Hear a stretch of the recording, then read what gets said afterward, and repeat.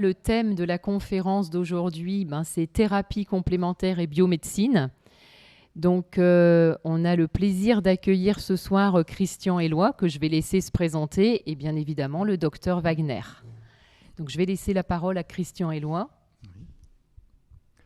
Merci Carole. Bien, je dois parler, non, je dois parler là ou là, les deux. Voilà. C'est que cela. Oui. C'est que pour nous deux. Bien, donc je vais parler ici avec les deux. J'espère que vous m'entendez bien. Bonne soirée à toutes et à tous. Bienvenue à cette conférence. Et en fait, donc, je m'appelle Christian Éloi. Je suis de formation naturopathe, Heilpraktiker. Heilpraktiker, ça veut dire c'est une formation en Allemagne qui veut dire praticien de santé. C'est le seul diplôme européen d'État sur les médecines plutôt naturelles et la naturopathie. Et ensuite, j'ai complété mes formations en étudiant l'Ayurveda en Europe et après en Inde. Et ensuite, bien sûr, je me suis installé et j'ai pratiqué en tant que consultant, thérapeute, jusqu'à maintenant, pratiquement. Sauf qu'environ une douzaine d'années après, pour des raisons très nécessaires, en tout cas pour notre activité de conseil, d'accompagnement, j'ai ensuite intégré l'approche, bien sûr, de la nutrition, et j'ai intégré aussi l'aromathérapie dans le sens où, en développant un laboratoire d'huile essentielle qui s'appelle Herbe et Tradition, et en même temps, ça c'est en 92, donc il y a 30 ans exactement, il y a 30 ans maintenant. Et ensuite j'ai créé en 1995 ce qu'on appelle les quantiques olfactifs, on en parlera sûrement un petit peu, en association avec l'olfactothérapie pour l'accompagnement psycho-émotionnel. Mais je vous parlerai de tout ça, je ne vais pas trop développer. Et aujourd'hui, normalement je devrais être à la retraite depuis une quinzaine d'années. Et en fait, je continue d'une part, bien sûr, pour le conseil, pour le laboratoire Herbe et Tradition. Et en même temps, je me suis beaucoup focalisé sur les formations pour transmettre, si vous voulez, toute l'expérience qui s'est acquise avec le temps, avec les années et avec l'évolution. Donc je pense qu'on en parlera ce soir. À vous, honneur aux dames pour la... Alors, moi, je m'appelle Carole Berthaud, donc je suis patiente partenaire. Je suis retournée à la Sorbonne pour pouvoir faire de l'accompagnement de patients en cancérologie, parce que j'ai moi-même un parcours, ce qui m'a amené à ça, c'est un parcours cancer. J'étais avant ça responsable logistique dans l'industrie, donc rien à voir, c'est très différent. J'ai oublié cette partie-là de ma vie, j'ai l'impression que c'était dans une vie il y a très longtemps. Et donc, en fait, je pense que j'ai toujours aimé la nature, mais comme je travaillais beaucoup dans mon ancienne vie, j'avais pas le temps de grand-chose. En tout cas, je ne m'accordais pas le temps de grand-chose. Et en fait, c'est ce cancer qui m'a un peu réveillée et révélée, comme je dis souvent, et un parcours de soins qui a été hors protocole, on va dire ça comme ça, un peu compliqué et hors protocole, et où j'ai dû prendre des décisions. Et puis, moi j'ai eu la chance dans mon parcours de changer d'oncologue, et c'est parce que j'avais besoin qu'on me comprenne sur notamment des interventions non médicamenteuses, puisque je posais pas mal de questions là-dessus. Et donc le docteur Wagner est devenu l'oncologue qui m'a suivi, et qui me suit encore d'ailleurs. Et pour comprendre des choses et pour pouvoir prendre des décisions par moi-même, j'ai eu besoin de faire des recherches. J'ai d'abord bien étudié mon dossier, pour savoir ce que voulaient dire tous les chiffres, KI 67, etc. Je sais que ça parle à chacun, mais entre autres. Et puis ensuite, je me suis intéressée à la phytothérapie, principalement. Et donc, j'ai décidé d'aller me former. Et là, quand j'ai décidé d'aller me former, j'étais en plein parcours de soins. Donc, je n'avais pas le droit de suivre des formations. J'étais en arrêt maladie. Mais je l'ai fait quand même. Et donc, j'ai suivi à peu près 1 an et demi, mais c'était pour moi à la base. C'était pour moi et juste pour savoir prendre des décisions et puis pour faire profiter ma famille. J'ai vraiment bien réussi mon examen et donc ma prof m'a dit moi je peux pas te laisser repartir dans l'industrie et je peux pas te laisser ne rien faire de ce diplôme-là. Donc puisque je lui ai dit oui d'accord j'ai réussi mais parce que j'ai appris, parce que j'ai beaucoup travaillé. J'ai détesté les chimios que j'avais reçus parce que j'ai vraiment vu un avant-après chimio au niveau de la mémoire. J'ai beaucoup pleuré pendant cette formation parce que la phytothérapie, il y a beaucoup de choses à apprendre, les noms latins, interactions médicamenteuses, contre-indications, propriétés, etc. Et je me suis dit, j'y arriverai jamais en fait. J'y arriverai jamais, mais dans ma personnalité, j'ai un profil où je fais preuve de beaucoup de persévérance. Ça paye, la preuve. Donc, j'ai rien lâché et voilà. Donc, j'ai commencé par ce premier diplôme de phytothérapeute, éducatrice de santé à visée naturopathique. Puis après, j'ai continué avec l'iridologie. Donc, je me suis formée à l'iridologie. Ensuite, je me suis formée au massage énergétique. Voilà. Et puis, c'est cette première formation qui m'a donné le courage de postuler à la Sorbonne Paris. Voilà. Et donc, cette année universitaire à la Sorbonne Paris, c'est une année que je n'oublierai jamais de ma vie parce que ça a été vraiment une année très, très riche, riche d'enseignements, riche de plein de choses. Et c'est vraiment durant cette année-là que j'ai compris plein de choses. En fait, ils ont mis des mots sur ce que j'avais dans la tête, sur ce que je n'arrivais pas à nommer. Mais en tout cas, ça a été vraiment une révélation pour moi. Voilà. Je passe la parole au docteur Wagner. Merci Carole. Donc je m'appelle Jean-Philippe Wagner, je suis cancérologue. Je dirige avec mes associés l'Institut André Dutrex de Dunkerque et on travaille également en oncologie générale à la clinique de Flandre, à Coudekerque-Branche, où je travaille maintenant exclusivement, puisque j'ai décidé d'arrêter de faire la radiothérapie pour me consacrer à l'oncologie générale et à la chimiothérapie, mais aussi sur quelque chose qui est beaucoup plus rare pour un cancérologue, ce qu'on appelle des soins de support. Et les soins de support sont souvent faits par des médecins généralistes. Quand on a la chance d'avoir un dans une équipe, c'est très bien, mais souvent c'est un des oncologues, un des cancérologues de l'équipe qui va développer cette technique-là. Et puis des soins de support un peu particuliers, parce que ce sont des soins de support intégratifs, puisque vous le verrez tout au long de la soirée, on va parler, je le dirai en préliminaire, sur la première question qu'on va poser dans le débat d'aujourd'hui, c'est ce qu'on appelle les interventions non médicamenteuses. Les interventions non médicamenteuses, ce sont des nouvelles techniques, des vieilles techniques, des anciennes techniques qui sont remises au goût du jour et qui sont enfin intégrées dans un parcours de soins. C'est ça, donc on parle maintenant de santé intégrative, de cancérologie intégrative. On arrête de se regarder en chien de faïence et d'où le sous-titre de la conférence, deux parallèles qui se rencontrent enfin. Et l'idée de la conférence était avec Christian qui travaille maintenant depuis des décennies dans ce domaine-là, qui nous raconte, ce sera la deuxième question de la soirée, son parcours et les difficultés et pourquoi maintenant enfin il y a les deux parallèles se rencontrent enfin. Voilà. J'ai fini ma présentation, donc on va suivre le fil de la conférence.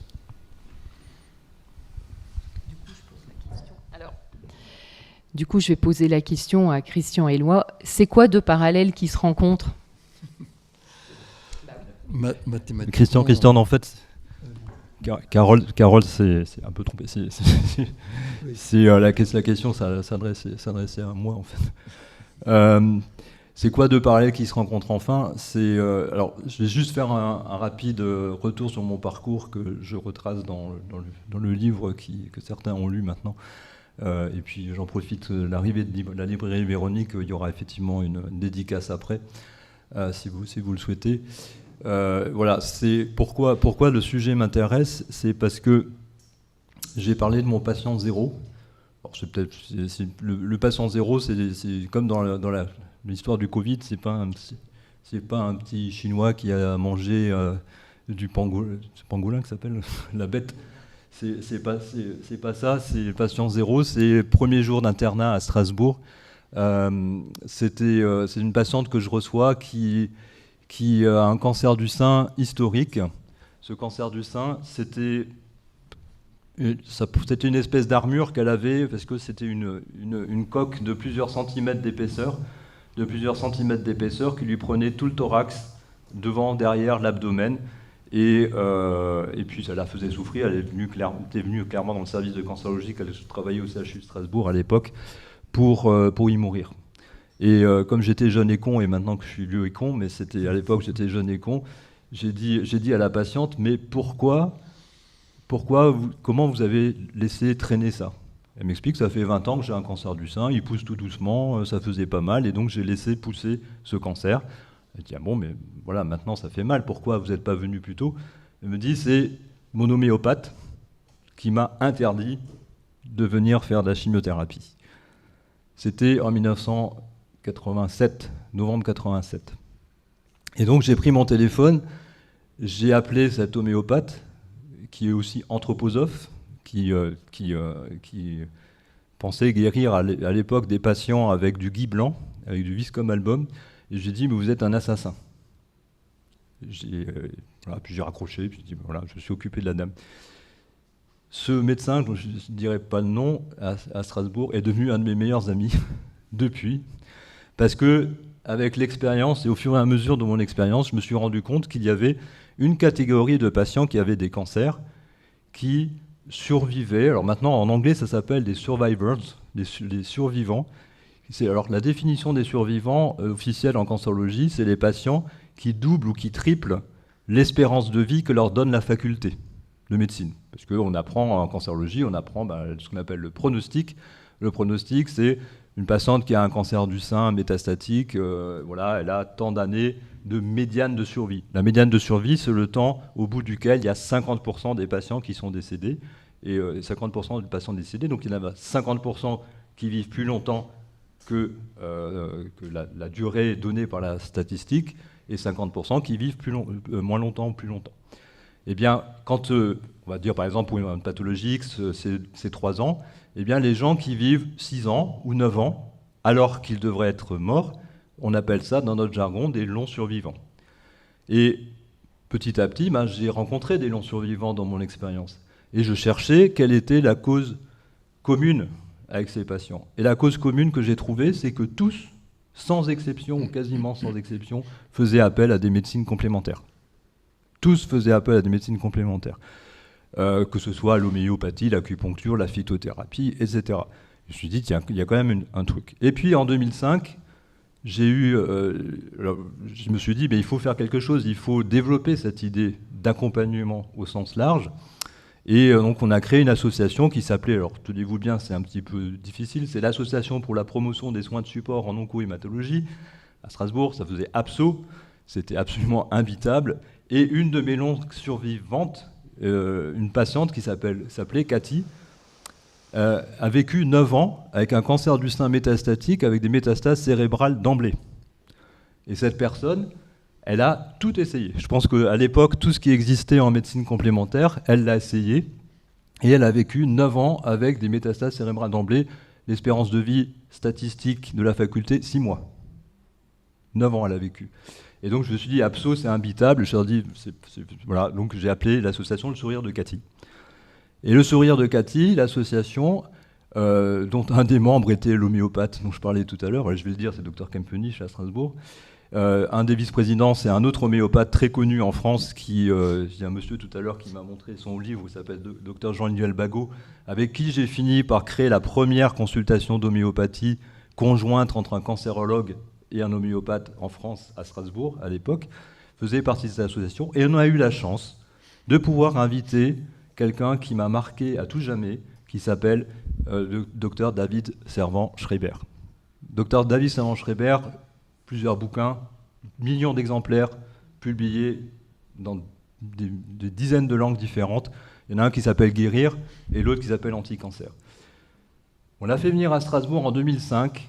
J'avais loué une salle du Palais des Musiques et des Congrès, 900 places. Je vous assure qu'il y a 3000 personnes qui sont venues. 3000 personnes qui sont venues. Et je me suis dit, il y a un truc, il y a quand même quelque chose. S'il y a 3000 personnes qui s'intéressent aux thérapies complémentaires, c'est qu'il y a quelque chose. Et puis, effectivement, j'ai passé 2 jours avec David. C'était absolument génial. Il m'a appris plein de choses. Effectivement, s'il y a un livre que tous les patients qui ont un cancer devraient lire, c'est effectivement Anti-cancer. C'est publié il y a plusieurs années, mais ça n'a absolument pas changé dans les pratiques que David préconisait à ce moment-là. Donc j'ai continué à travailler dessus. On a continué à faire ça, à développer des choses. Et alors, on a, en 2005 à peu près aussi, moi je viens de la cancérologie et du soin palliatif, de l'accompagnement de fin de vie. Et en 2005, on a créé un mouvement de soins de support en France. Alors qu'est-ce que c'est que les soins de support? Les soins de support, c'est des soins pour lesquels certains sont des médicaments, d'autres sont des interventions non médicamenteuses, comme l'activité physique adaptée, la sophrologie, la méditation, l'art-thérapie, etc. On a dit qu'il fallait accompagner dans leur parcours de soins des patients, également avec ces techniques-là. C'est d'où la naissance des soins de support. En catimini, au fond d'un hôtel, parce qu'on avait peur que les soins palliatifs nous tombent dessus, parce que nous, on était des cancérologues. On allait piquer les sous des soins palliatifs parce qu'il y a les laboratoires qui sont derrière, etc. Effectivement, beaucoup de médicaments, les facteurs de croissance, enfin, il y a plein de choses. Il y avait effectivement de l'argent. Mais il faut parfois de l'argent pour se battre, ça paraît évident. Et donc, on a créé ce mouvement des soins de support en 2005 en France, en catimini, et ça s'est développé. Et en même temps qu'on a développé ces soins de support, il y a certains de ces médecins intéressés aux soins de support qui ont intégré des techniques d'intervention non médicamenteuses en plus dans le parcours de soins. Et on a la chance maintenant à Strasbourg, mais maintenant à Dunkerque, de faire partie des petites dizaines de centres de cancérologie en France qui sont très en avance dans ce domaine-là. Donc c'est cette notion-là qui m'a donné la force de me battre. Hein. C'est long survivant. Je me suis dit, il n'y a pas que la chimio, il n'y a pas que les rayons. Bien sûr, il faut tout ça.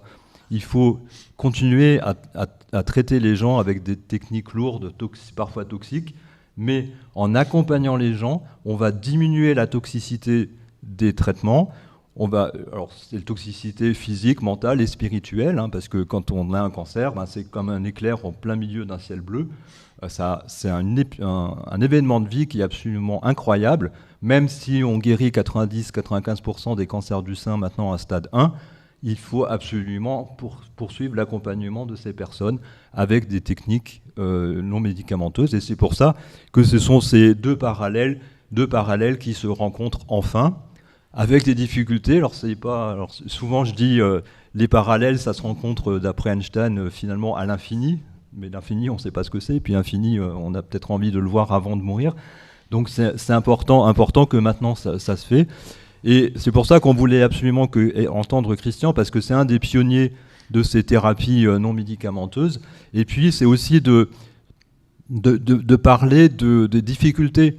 Parce que j'ai eu la chance d'aller à Paris au Conservatoire national d'art et métiers, invité pour la première journée de santé intégrative en France qui s'est tenue au Conservatoire national des arts et métiers. Donc ils nous ont demandé de venir dire ce qu'on fait à Dunkerque. Et juste avant moi, il y a un Américain, pionnier de la cancérologie intégrative, qui a causé. Il nous a dit « Ah ben moi j'ai un centre qui fait 50 000 mètres carrés. » Ah ouais. Ben, nous à UXEM on a 100 mètres carrés. Mais bon, c'est un début. Sauf que ça fait 40 ans qu'ils font de la santé intégrative aux États-Unis, que ça leur pose aucun problème. Et pour moi, c'est toujours un honneur, une joie d'avoir Carole à côté de moi, parce que juste avant le Covid, en 2019, j'ai assisté à un congrès aux États-Unis sur le cancer du sein, qui est la messe annuelle du cancer du sein. Et je sais, aux États-Unis, ça fait 20 ans que les patients sont sur scène.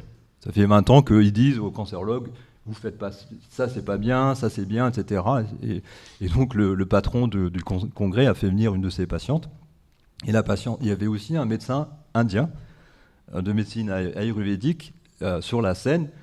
Et la patiente a dit à son chirurgien, un cancérologue, mais c'est pas vous qui m'avez guéri. Pardon. Non, c'est pas vous qui m'avez guéri. C'est le professeur là, l'Indien, avec ses tisanes, avec ses plantes, etc. C'est lui qui m'a guéri. Vous m'avez juste un petit peu aidé, mais la guérison, c'est lui qui m'a permis ça. Et donc voilà. Donc c'est pour ça. Pour me résumer ma première intervention, deux parallèles qui se rencontrent. C'est ce qu'on appelle maintenant de la médecine intégrative, santé intégrative au sens plus large du terme. C'est arrêter de se regarder en chien de faïence, parce que chaque approche, chaque point de vue a ses avantages et ses inconvénients. 70% des patients qui ont un cancer ou 70% des patients qui ont une maladie chronique en France font appel à des interventions non médicamenteuses. En fonction des régions, ça va être l'acupuncture en premier, l'homéopathie, l'auriculothérapie, la naturopathie, la sophrologie, etc. On doit se battre parce que encore, il y a certaines techniques qui sont reconnues par notamment la Ligue contre le cancer, par exemple, ou par les centres de lutte contre le cancer. Et par exemple, la sophrologie n'est toujours pas reconnue comme une technique d'intervention non médicamenteuse en soins de support. Pour moi, c'est une honte. C'est une honte que la sophrologie ne soit pas reconnue comme... Même la socio-esthétique, il y a des... Parfois, ça fait socio-esthétique, c'est rendre de nouveau des patients beaux ou mieux que ce qu'ils étaient, parce que c'est important d'avoir une intégrité aussi physique, de se voir dans son miroir le matin. Voilà, donc la psychologie, oui, l'activité physique adaptée, maintenant, c'est sûr, c'est vraiment reconnu. La kinésithérapie, la nutrition, etc. Mais par exemple, la naturopathie, bien sûr, c'est pas reconnu. La réflexologie plantaire, ça dépend des villes, etc., etc. Donc il y a vraiment un combat. Et ce combat, on le mène à Dunkerque avec l'association et notamment la Maison des soins de support. Donc c'est bien utilisation du meilleur de deux mondes qui ne doivent plus être des parallèles, mais bien des mondes qui se rencontrent enfin. Donc voilà, donc la question suivante, c'est pourquoi il y a tant de retard en France ? Merci.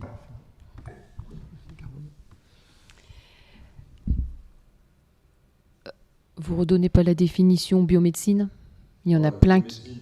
Biomédecine. Biomédecine, c'est pas la... Alors, effectivement, il y a un journaliste qui a fait le contresens il n'y a pas longtemps, donc il faut vraiment le redire. La biomédecine, c'est la médecine... Oui. Ils sont en train de faire des cris. La biomédecine, c'est la médecine scientifique. Alors, la médecine traditionnelle européenne, maintenant, c'est la science. C'est la science pure et dure. C'est ce qu'on appelle la médecine basée sur les preuves, l'evidence-based medicine. Tout à l'heure, j'assistais encore à un colloque, enfin pas un colloque, une conférence sur l'homéopathie. Même en homéopathie, il y a de la recherche en homéopathie avec des études qui sont bien menées, etc. Il faut arrêter de dire que l'homéopathie, c'est une fake médecine, comme on dit maintenant, c'est une médecine fake. Enfin, vous connaissez les fake news, je n'ai pas besoin de traduire. Mais la biomédecine, c'est cette médecine dite scientifique qui, souvent, n'a de science que le mot. Donc là, maintenant, Christian, nous, ce qui nous intéresse, c'est de connaître votre expérience. Donc, vous allez nous parler de cette expérience et puis aussi votre regard sur les 40 années là, passées. Très volontiers. Merci, Carole. Merci, Jean-Philippe. Alors, effectivement, ce que je voudrais, c'est, à travers quelques informations sur mon parcours, c'est surtout dégager pour moi ce qu'il y a de plus intéressant dans ce programme et dans cet objectif de médecine intégrative.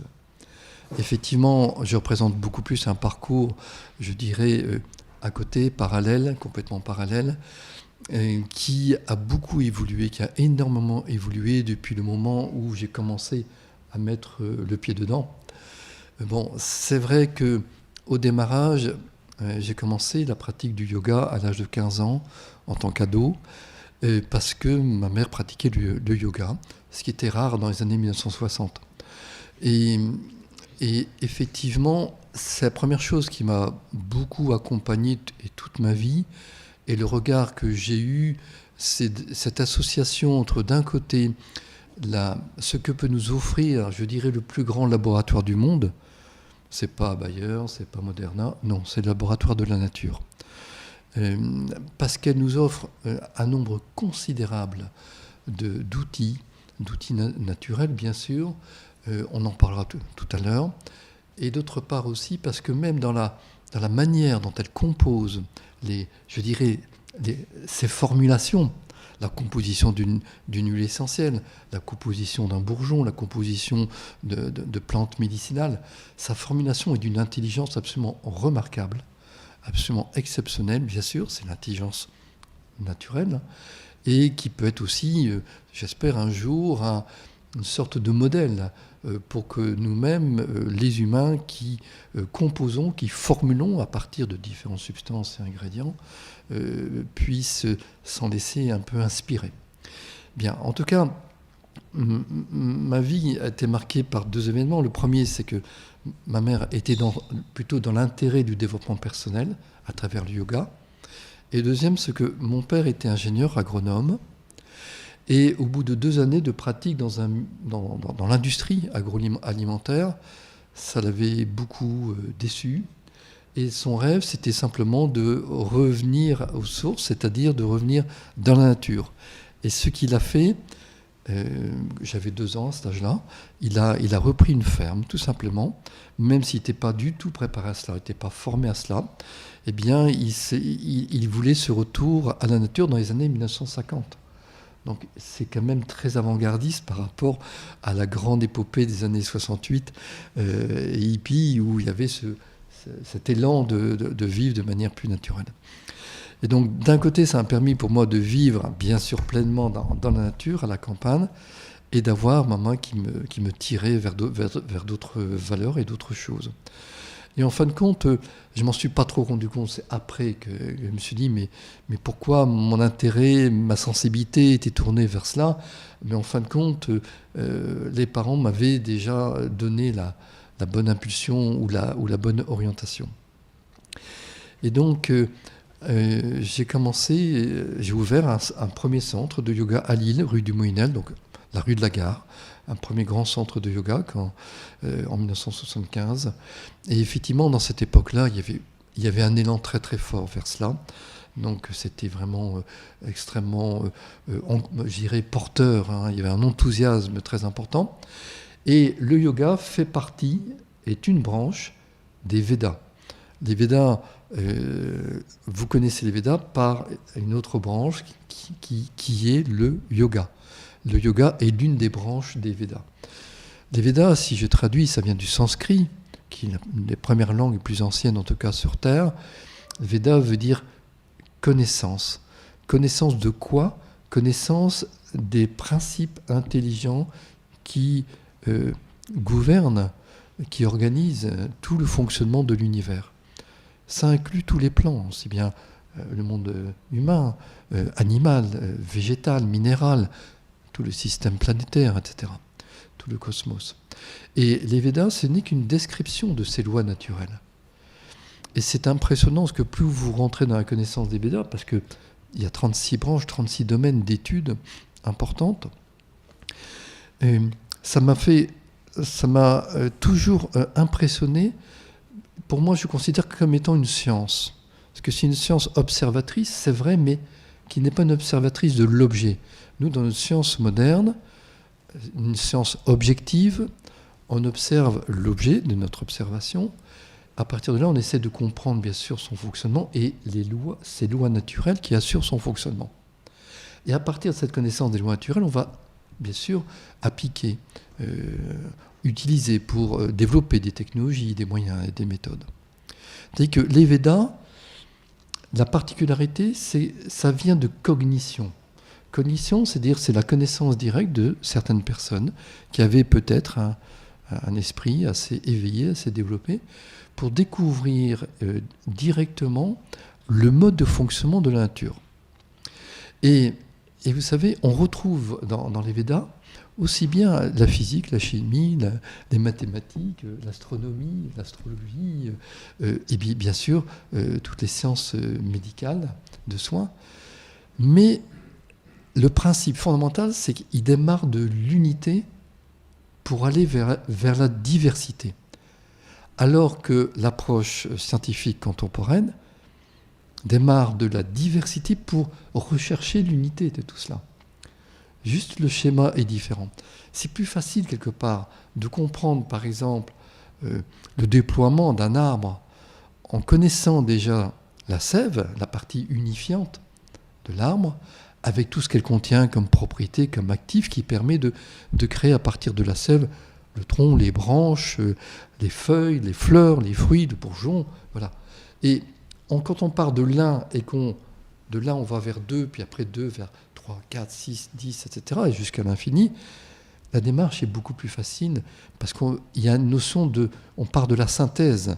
Et donc, on a toujours cette relation entre le détail et l'unité. Mais c'est vrai que c'est pas si simple et je dirais, c'est une grande œuvre, la science moderne, et c'est très audacieux de savoir, de partir de l'extérieur. On va analyser, c'est un symbole, bien sûr, on analyse la feuille, on analyse le fruit, on analyse les fleurs, on analyse les branches, et puis on essaie d'aller de plus en plus en profondeur, subtilement, comme fait bien sûr la physique moderne jusqu'à la physique quantique. La physique quantique, c'est-à-dire, c'est vraiment les niveaux les plus élémentaires, les plus fondamentaux, les plus subtils, de tous les différents niveaux de la matière. Si je prends un exemple, ici, vous avez la table. Alors, supposons que c'est cette matière, mettons que c'est du bois, mais si c'est peut-être une imitation, eh bien, notre regard, effectivement, est un regard on voit tout, c'est solide, c'est stable, c'est immuable, ça ne bouge pas. Mais si on prend des microscopes très puissants, on va commencer à découvrir, effectivement, qu'il y a des atomes, il y a des électrons qui tournent autour des atomes, il y a toute une activité sur des plans plus fins, plus subtils, plus microscopiques, avec en correspondance, en supersymétrie, des énergies différentes.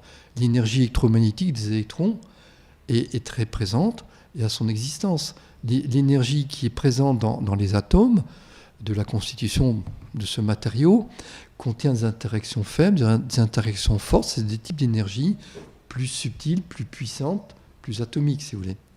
Alors qu'à la surface, ça me paraît tout à fait complètement neutre. Ça veut dire qu'on peut observer la vie et la nature sur différents plans. Il y a le plan de surface et il y a des plans plus profonds qui délivrent des informations qui peuvent nous servir après pour améliorer notre existence. Et donc, j'ai beaucoup apprécié à travers l'Ayurveda, cette approche des Védas. Ayur veut dire c'est la vie, donc c'est la connaissance des lois naturelles pour la qualité de la vie, pour la longévité, la qualité de la longévité de la vie. Et ayant donc à la suite de cette, je dirais, de ce centre de yoga, plutôt en parallèle, j'ai suivi des études de naturopathie à l'école de André Roux, qui n'est pas le père, mais qui est un grand développeur de l'iridologie en France. C'est l'Institut d'hygiène et de médecine naturelle, qui n'existe plus aujourd'hui en France, mais qui existe encore en Belgique. Donc j'ai suivi cette formation, et après, c'était encore un peu les prémices de la naturopathie en France. Il y avait l'école Marchesso, il y avait notamment, et puis celle-là. Et la naturopathie de l'époque était un peu embryonnaire quand même, parce que en ce moment, je suis en train de faire des tris un peu chez moi. Je suis retombé sur mes cours, et notamment sur des synthèses de mes cours. Et j'étais impressionné de me rendre compte que, en fait, on vient de loin. À cette époque-là, je vous rappelle, les fondements de la naturopathie, c'est quoi ? C'est la qualité de la vie, c'est l'hygiène, la nutrition. Et un autre point important, qu'on oublie un peu, c'est tout ce qu'on peut faire pour éliminer les toxines du corps et de l'esprit aussi, quelque part. Les toxines mentales, les pensées négatives, etc. Et les toxines physiques. Et effectivement, la naturopathie, son origine, c'est l'Ayurveda. L'Ayurveda, c'est la naturopathie, du moins l'une des branches de l'Ayurveda, c'est la naturopathie, qui avec le temps, bien sûr, s'est un peu transformée. Et quand je regardais la partie hygiène-nutrition, en gros, ça se résumait: ne plus faire de friture, de graisse cuite, prenez de l'huile de première pression à froid, tournesol à l'époque, de prendre des aliments frais, des légumes frais, c'est évident, de prendre des céréales complètes, manger beaucoup de cru, parce qu'il y a des vitamines, des sels minéraux, des oligo-éléments. Et ça, c'était la particularité quand même de la naturopathie de l'époque, c'est-à-dire on cherchait le meilleur du meilleur, mais toujours pareil à l'extérieur de soi, c'est-à-dire l'objet qui est l'aliment le plus sain, le plus pur, le plus complet. C'est une première bonne démarche, oui, mais ce n'est pas suffisant. Parce que je me suis rendu compte, dès les premières consultations de naturo, qu'il y avait des personnes, on proposait évidemment une hygiène alimentaire qui va dans ce sens-là, Bien sûr aussi en supprimant tous les sucres raffinés, hein, c'est évident. Mais en gros, ça se limitait qu'à ça. Et je me rendais compte que des personnes qui faisaient ce genre d'hygiène alimentaire, eh bien, me disaient au retour de consultation, j'avais des fatigues postprandiales, après les repas, ils avaient des ballonnements, un peu de flatulence. Je me dis non, il y a quelque chose qui ne va pas, quelque chose qui n'est pas complet. Et quand j'ai commencé, c'était à cheval, quand j'ai commencé la naturopathie, j'ai fait l'Ayurveda. Et l'Ayurveda, bien sûr, les fondements de l'Ayurveda, c'est pareil.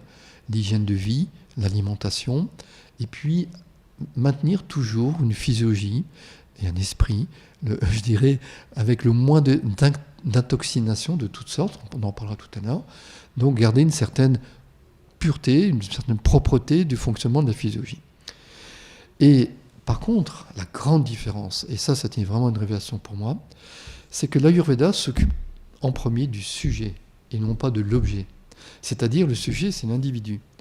Et l'individu, dans une hygiène alimentaire, c'est son pouvoir de digestion, c'est sa capacité à digérer, c'est-à-dire à transformer les aliments en nutriments utiles pour le corps.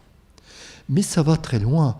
Je veux dire, la notion du processus digestif tel que c'est décrit dans l'Ayurveda, mais c'est extraordinaire, c'est fabuleux dans la précision, dans dans toutes les étapes, dans tous les processus digestifs, qui va de l'aliment, bien sûr, que l'on met en bouche, jusqu'au moment où ça va nourrir les différents tissus du corps et régénérer les différents tissus du corps. Et ça, je ne l'ai jamais trouvé ailleurs que dans l'Ayurveda. Et donc, je me suis rendu compte qu'effectivement, la première chose qu'il faut d'abord, c'est être garant, et nous, en tant que consultants, conseillers, parce qu'on était plutôt des conseillers, on nous appelait au départ des éducateurs d'hygiène de vie. Et je trouvais ça bien, j'aimais bien ce nom-là, plutôt que naturopathe. Eh bien, en tant que conseiller, la première chose dont on devait faire attention, c'est est-ce que la personne a vraiment une très bonne capacité de digestion. Pourquoi ? Parce que c'est un bon feu digestif, on disait ça en Ayurveda, un feu digestif, une capacité de transformer dans toutes ces étapes les aliments. Eh bien, non seulement ça permettait de nourrir en profondeur tous les tissus du corps, mais surtout, et surtout en deuxième point aussi, ça permettait d'éviter les déchets, la production de déchets liés à une digestion incomplète. Donc ça évitait des surcharges toxiniques de l'organisme. Et donc, il y a des moyens, il y a des repères très très simples pour vite évaluer, je dirais, le pouvoir et la puissance de digestion d'une personne.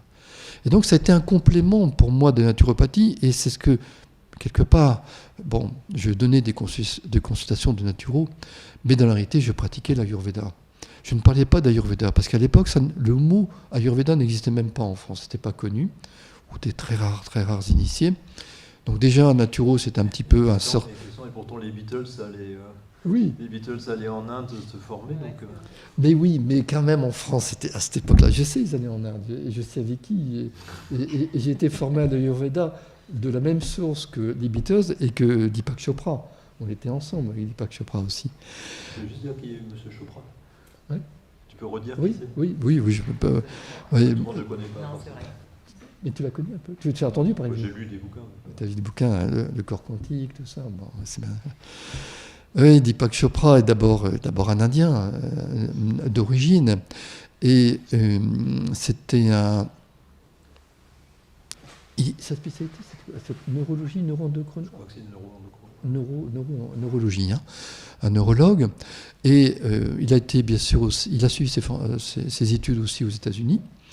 Et il a suivi notamment un maître indien qui a redéveloppé les Védas, donc toutes ces branches des Védas, hein, aussi bien l'Ayurveda, l'architecture, la musique pour la santé, etc. Bon.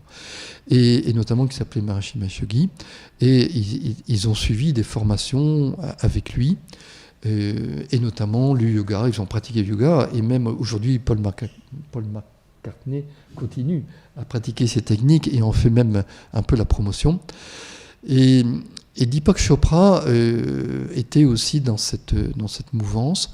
Donc lui a suivi les différentes approches et différentes connaissances des Védas, à travers ce maître indien. Donc on s'est rencontrés à ce moment-là et à cette époque-là. Et en fait, il est allé très loin dans la promotion de l'Ayurveda. Et ensuite, il a adapté quelque part je dirais, à la mentalité et à l'état d'esprit et à l'approche beaucoup plus scientifique contemporaine, notamment d'abord aux États-Unis, puis après, à partir de là, il a eu beaucoup de succès. Il fait partie quand même des personnalités publiques, des 5 ou 10 personnalités publiques mondiales premières, des 5. Donc il a une grande réputation. Il a écrit de nombreux livres. Il a réalisé énormément de choses pour promouvoir la santé à travers différentes approches, qu'elles soient à la fois dans l'hygiène de vie, dans l'alimentation, dans l'approche psycho-émotionnelle, dans l'approche spirituelle. Donc c'est un grand ouvreur pour moi de possibilités qui aujourd'hui participe aussi à la constitution beaucoup plus, je dirais, riche, profonde, mais mature de cette parallèle et qui aujourd'hui mérite effectivement d'être un peu plus à l'écoute de l'autre parallèle pour se dire mais qu'est-ce qu'on peut faire ensemble ? Chacun, bien sûr, dans son domaine, chacun avec ses possibilités et puis aussi ses limites, dans un respect extraordinaire de l'un et de l'autre, on peut faire des choses magnifiques. Donc, Deepak Chopra, je vous conseille de lire ses livres. Chopra, ça s'écrit Choopra, et Deepak, c'est son prénom. Très intéressant. Et donc, si vous voulez, l'évolution, en tout cas, que j'ai eue avec la combinaison de la naturopathie occidentale et de l'Ayurveda, c'est de tenir compte à la fois de l'individu, du sujet, et de la qualité de l'hygiène alimentaire. Effectivement, en termes de nutrition, ça a beaucoup progressé. Aujourd'hui, dans les écoles de naturopathie, parce que je m'y intéresse toujours et puis que je suis beaucoup en relation avec elles, c'est certain que l'approche est beaucoup plus approfondie et beaucoup plus mature. Mais là, je vais rajouter un deuxième point que m'a aussi apporté l'Ayurveda. L'Ayurveda, le fondement de l'Ayurveda, c'est aussi la connaissance du tempérament énergétique des personnes. De tempérament énergétique, mais qu'est-ce que ça veut dire ? Et ça, on n'en parlait pratiquement pas dans les écoles de naturo. Si, on en parlait un peu, sans approfondir, parce qu'on avait peu de connaissances. On se basait uniquement sur les tempéraments d'Hippocrate, avec une nouvelle dénomination qu'on appelait les nerveux, les bilieux, les sanguins et les lymphatiques. C'est une manière, si vous voulez, de classer l'ensemble de la population en différents tempéraments. Pour l'instant, je vais utiliser le mot tempérament. Bien. Et ce qui était intéressant, c'est que l'Ayurveda va très très loin, mais en profondeur aussi, dans la définition de ce qu'est la notion d'énergie. Je me souviens, dans les années 70, 75, 78, après, il y avait un courant qu'on appelait New Age. On parlait beaucoup d'énergie. Ah, mon énergie comme ça, si mon énergie était comme cela. Mais c'était des mots vagues, pas précis, ni objectifs, ni scientifiques. C'était vraiment des humeurs, plutôt. Alors que l'Ayurveda, comme la médecine traditionnelle chinoise, ont, je dirais, un quadrillage rigoureux dans cette démarche de la compréhension du fonctionnement de l'être humain sur l'approche énergétique. Je vais vous donner un petit exemple très simple, pour ne pas y passer 3 jours dessus, parce qu'on pourrait y passer 3 jours. Vous voyez ici dans cette pièce, vous avez une installation électrique, vous avez des fils électriques, vous avez des lampes, vous avez un ordinateur, peut-être du chauffage. Eh bien, vous avez bien une structure. Enfin, en principe. Non, mais si. Il est là. Il est là, mais il n'est pas allumé. Mais il existe, il est là. Mais oui, et pourquoi ? Parce que il manque le courant d'énergie électrique dedans. Ouais. Bon, tout ça pour vous dire que le parallèle, c'est qu'il y a par exemple ici, bien sûr, une implantation d'un circuit électrique, bien physique, bien visible. Ok. Et nous-mêmes, dans notre corps, nous sommes tous constitués d'un différents organes, différents tissus, différents systèmes organiques. On a tous un estomac, un foie, un cœur, des intestins, etc., etc. Bien. Ça, c'est la partie physique du corps, comme la partie physique du circuit électrique. Maintenant, bien sûr, en supposant que l'interrupteur est toujours fermé, il n'y a donc pas de courant électrique qui passe dans le circuit. Ça n'empêche pas que le circuit existe. Maintenant, on décide d'appuyer sur l'interrupteur, et qu'est-ce que l'on fait passer? On fait passer un courant d'énergie, qu'on appelle électrique, parce que c'est un déplacement, bien sûr, d'électrons. Et à ce moment-là, il va se passer quelque chose de nouveau, c'est que les lampes, les ampoules, vont se mettre à fonctionner, c'est-à-dire elles vont éclairer. C'est-à-dire que la fonction de la lampe ne peut exister que s'il y a un courant d'énergie électrique qui circule dans le circuit. Sinon, ça ne fonctionne pas. Le corps humain, c'est pareil. Nous avons des organes et nous avons de l'énergie qui circule. L'énergie donne la fonction à nos organes. Et ce que décrit l'Ayurveda, la médecine traditionnelle chinoise, c'est effectivement cette énergie. Et de manière, je dirais, précise, c'est-à-dire que nous ne sommes pas tous égaux. Cette énergie n'est pas exactement la même pour tout le monde. Il peut y avoir des variantes. Ben oui, comme pour les circuits électriques. Avant, j'ai connu le courant à 110 volts. Et après, on est passé aux 201 volts. Si aujourd'hui, quelqu'un, sans nous le dire, va s'amuser à faire passer un courant de 110 volts, qu'est-ce qui va se passer? Les lampes vont quand même s'allumer, mais vont être moitié moins intenses, éclairantes, moins fortes. Eh bien, effectivement, il y a des personnes pour qui leur énergie constitutionnelle, elle est naturellement moins forte que d'autres personnes. Si on fait passer un courant de 380 volts, un courant industriel, qu'est-ce qui va se passer? Ben oui, vous l'avez dit, il y aura une lumière intense comme un éclair, puis pouf, ça va péter. Effectivement, c'est comme des personnes, ils ont au niveau de leur constitution énergétique de naissance, un tempérament énergétique plus fort. Alors, ce sont des personnes qui ont l'énergie, qui ont facilement chaud, qui sont entreprenantes, qui poussent, qui vont de l'avant, ils ont des projets, ils peuvent y aller, eux. Ils ont de l'énergie. Tandis que les 110 volts, là, ce qu'on appelle, selon Hippocrate, les lymphatiques, les deux temps, si vous voulez, prêt au goût du jour, eh bien, eux, ils n'ont pas la même énergie. Ce qui fait que toute leur vie se construit à partir de leur référence énergétique. Alors, c'est des personnes qui vont prendre moins d'engagement, qui vont accomplir et réaliser leur vie de façon plus lente, plus prudente, voilà, adaptée à leur potentiel. Et puis, supposons que quelqu'un va nous faire encore jouer avec l'électricité, et va s'amuser à appuyer sur l'interrupteur, ouvrir, fermer, ouvrir, fermer, ouvrir, fermer. Et vous êtes dans la pièce, vous dites, mais qu'est-ce qui se passe? Ma lampe, elle clignote tout le temps, et bon, elle est un peu énervée, et puis elle m'énerve d'ailleurs, c'est très énervant. Hein. Et effectivement, ça correspond au tempérament nerveux. Les tempéraments nerveux, ce sont des personnes qui ont une énergie qui est variable. Bien. Et ça, c'est normal, c'est leur constitution de fond. Et toute leur vie s'organise autour de ce tempérament énergétique. Et puis, vous avez effectivement donc ce classement des tempéraments bilieux et sanguins qui correspondent au tempérament plutôt du 320 volts et ainsi de suite. C'est très intéressant de pouvoir avoir cette compréhension-là. Je sens que tu vas me dire quelque chose. Oui. Vas-y. Je vais te challenger, mais on va se faire un challenge à tous les deux. Oui. Parce que une de mes questions depuis 40 ans que je fais médecine et plus de 30 ans que je fais de la cancérologie, c'est pourquoi on fait un cancer. Oui. Et une des... alors, donc il y a une explication biomédicale que je vais peut-être donner après. Alors, les gens qui nous suivent, en général, ils ont droit à un cours qui s'appelle la cancérologie pour les nuls pendant un quart d'heure, 20 minutes. Mais on ne l'a pas fait ce soir parce qu'on n'avait pas le temps, parce qu'il y a plein de choses à dire. Mais on va quand même prendre 5 minutes pour essayer de se challenger tous les deux et de se dire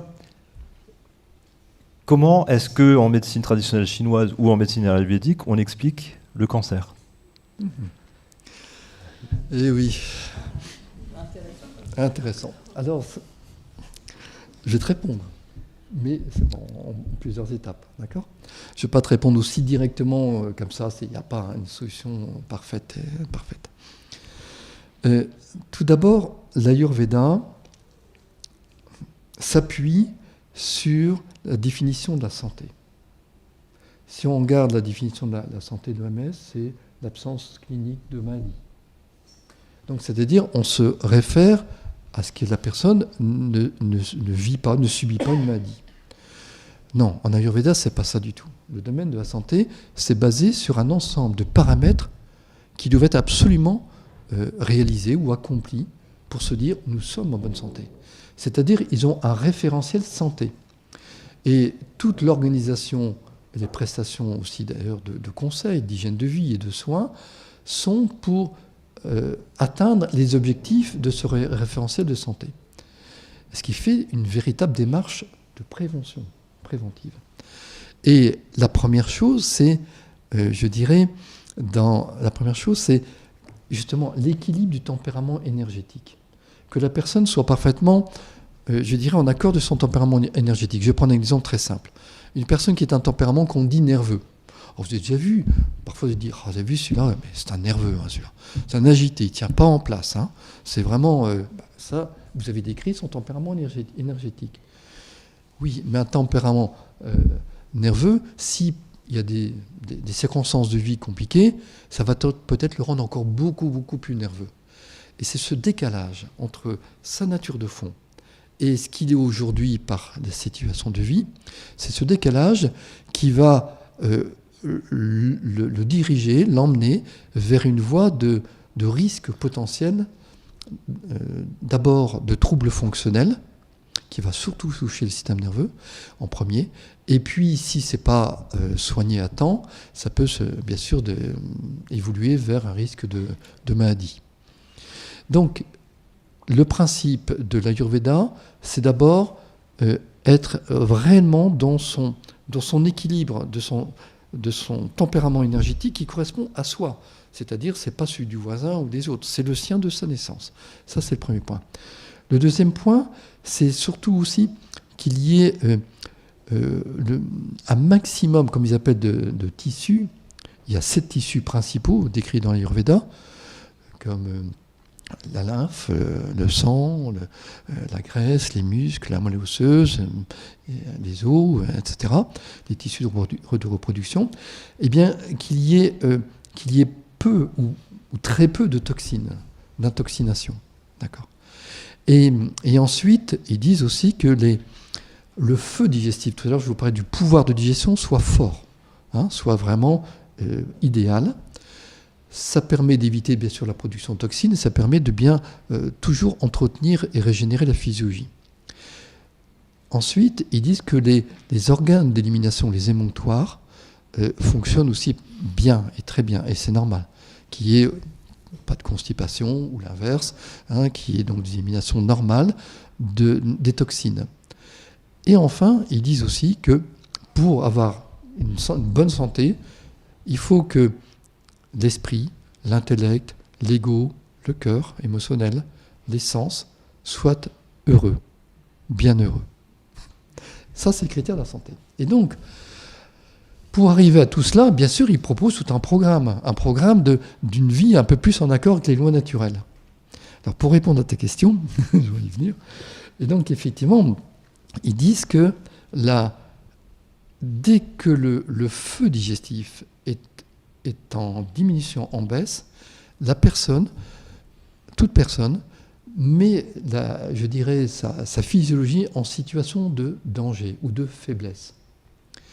C'est-à-dire qu'effectivement, le pouvoir et la force de digestion, le feu digestif, on appelle ça Agni ou Pitta en Ayurveda, eh bien, quand il est bien fort, bien équilibré, il correspond aussi au système immunitaire, c'est-à-dire à nos capacités de défense face à toute forme, bien sûr, d'agression ou d'agents pathogènes.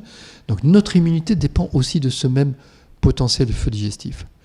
Ça correspond aussi, bien sûr, à la gestion de la température, la chaleur du corps, et à notre énergie vitale, physique, et notre esprit. Et donc, quand il y a une diminution de cette force énergétique en nous, de ce feu digestif, il y a une baisse immunitaire. Et cette baisse immunitaire est forcément déjà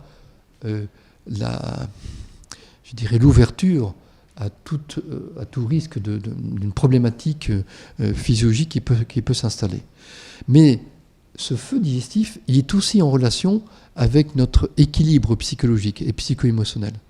Si une personne vit des situations difficiles qui entraînent, on va dire, des blessures psycho-émotionnelles, eh bien, il est certain que ça aussi, ça a un impact sur le tempérament énergétique, ça déséquilibre notre tempérament énergétique et ça affaiblit notre physiologie qui devient beaucoup plus la proie de difficultés. Le système immunitaire est important, c'est-à-dire que les personnes qui ont un tempérament énergétique plutôt un petit peu en dessous de la moyenne, les 110 volts, les tempéraments lymphatiques, eh bien, tout leur processus digestif est plus ralenti et automatiquement, ils sont plus prédisposés à des surcharges toxiniques, à des surcharges tout court, des surpoids, si vous voulez. Et j'ai bien vu cela, c'était impressionnant au début du confinement, quand on voyait à la télévision les personnes qui étaient hospitalisées et qui étaient bien sûr aux urgences, quand vous regardez la constitution physique, parce qu'on peut regarder tout de suite, on peut dire tout de suite, vous êtes tel tempérament énergétique, tel tempérament, je voyais que c'était, peut-être 70-80%, c'était des tempéraments lymphatiques. Parce que ce sont ceux qui ont le système immunitaire le plus faible. Donc ce sont les premiers qui sont touchés. Les premiers touchés. Et c'était eux. Des personnes qui étaient en surpoids, qui ont des maladies chroniques lourdes, une intoxination. Et c'est pas anormal, c'est une loi naturelle, si vous voulez. Les tempéraments qui ont beaucoup de feu, de chaleur, de pitta, ces tempéraments beaucoup plus du type bilieux sanguin, eux, ils ont une défense immunitaire qui est importante, qui est élevée, voire parfois ils sont en hyper-immunité. Les terrains qui glissent beaucoup plus vers les tempéraments allergiques. Et après, vous avez des tempéraments du type nerveux, eux sont variables. Un jour, l'immunité est bonne et le lendemain, elle chute un peu. Après, ça remonte et après, ça rechute. Alors ça dépend bien sûr beaucoup de leur équilibre intérieur, de leur origine de vie. Mais l'Ayurveda n'identifie pas de la façon scientifique le cancer. Il le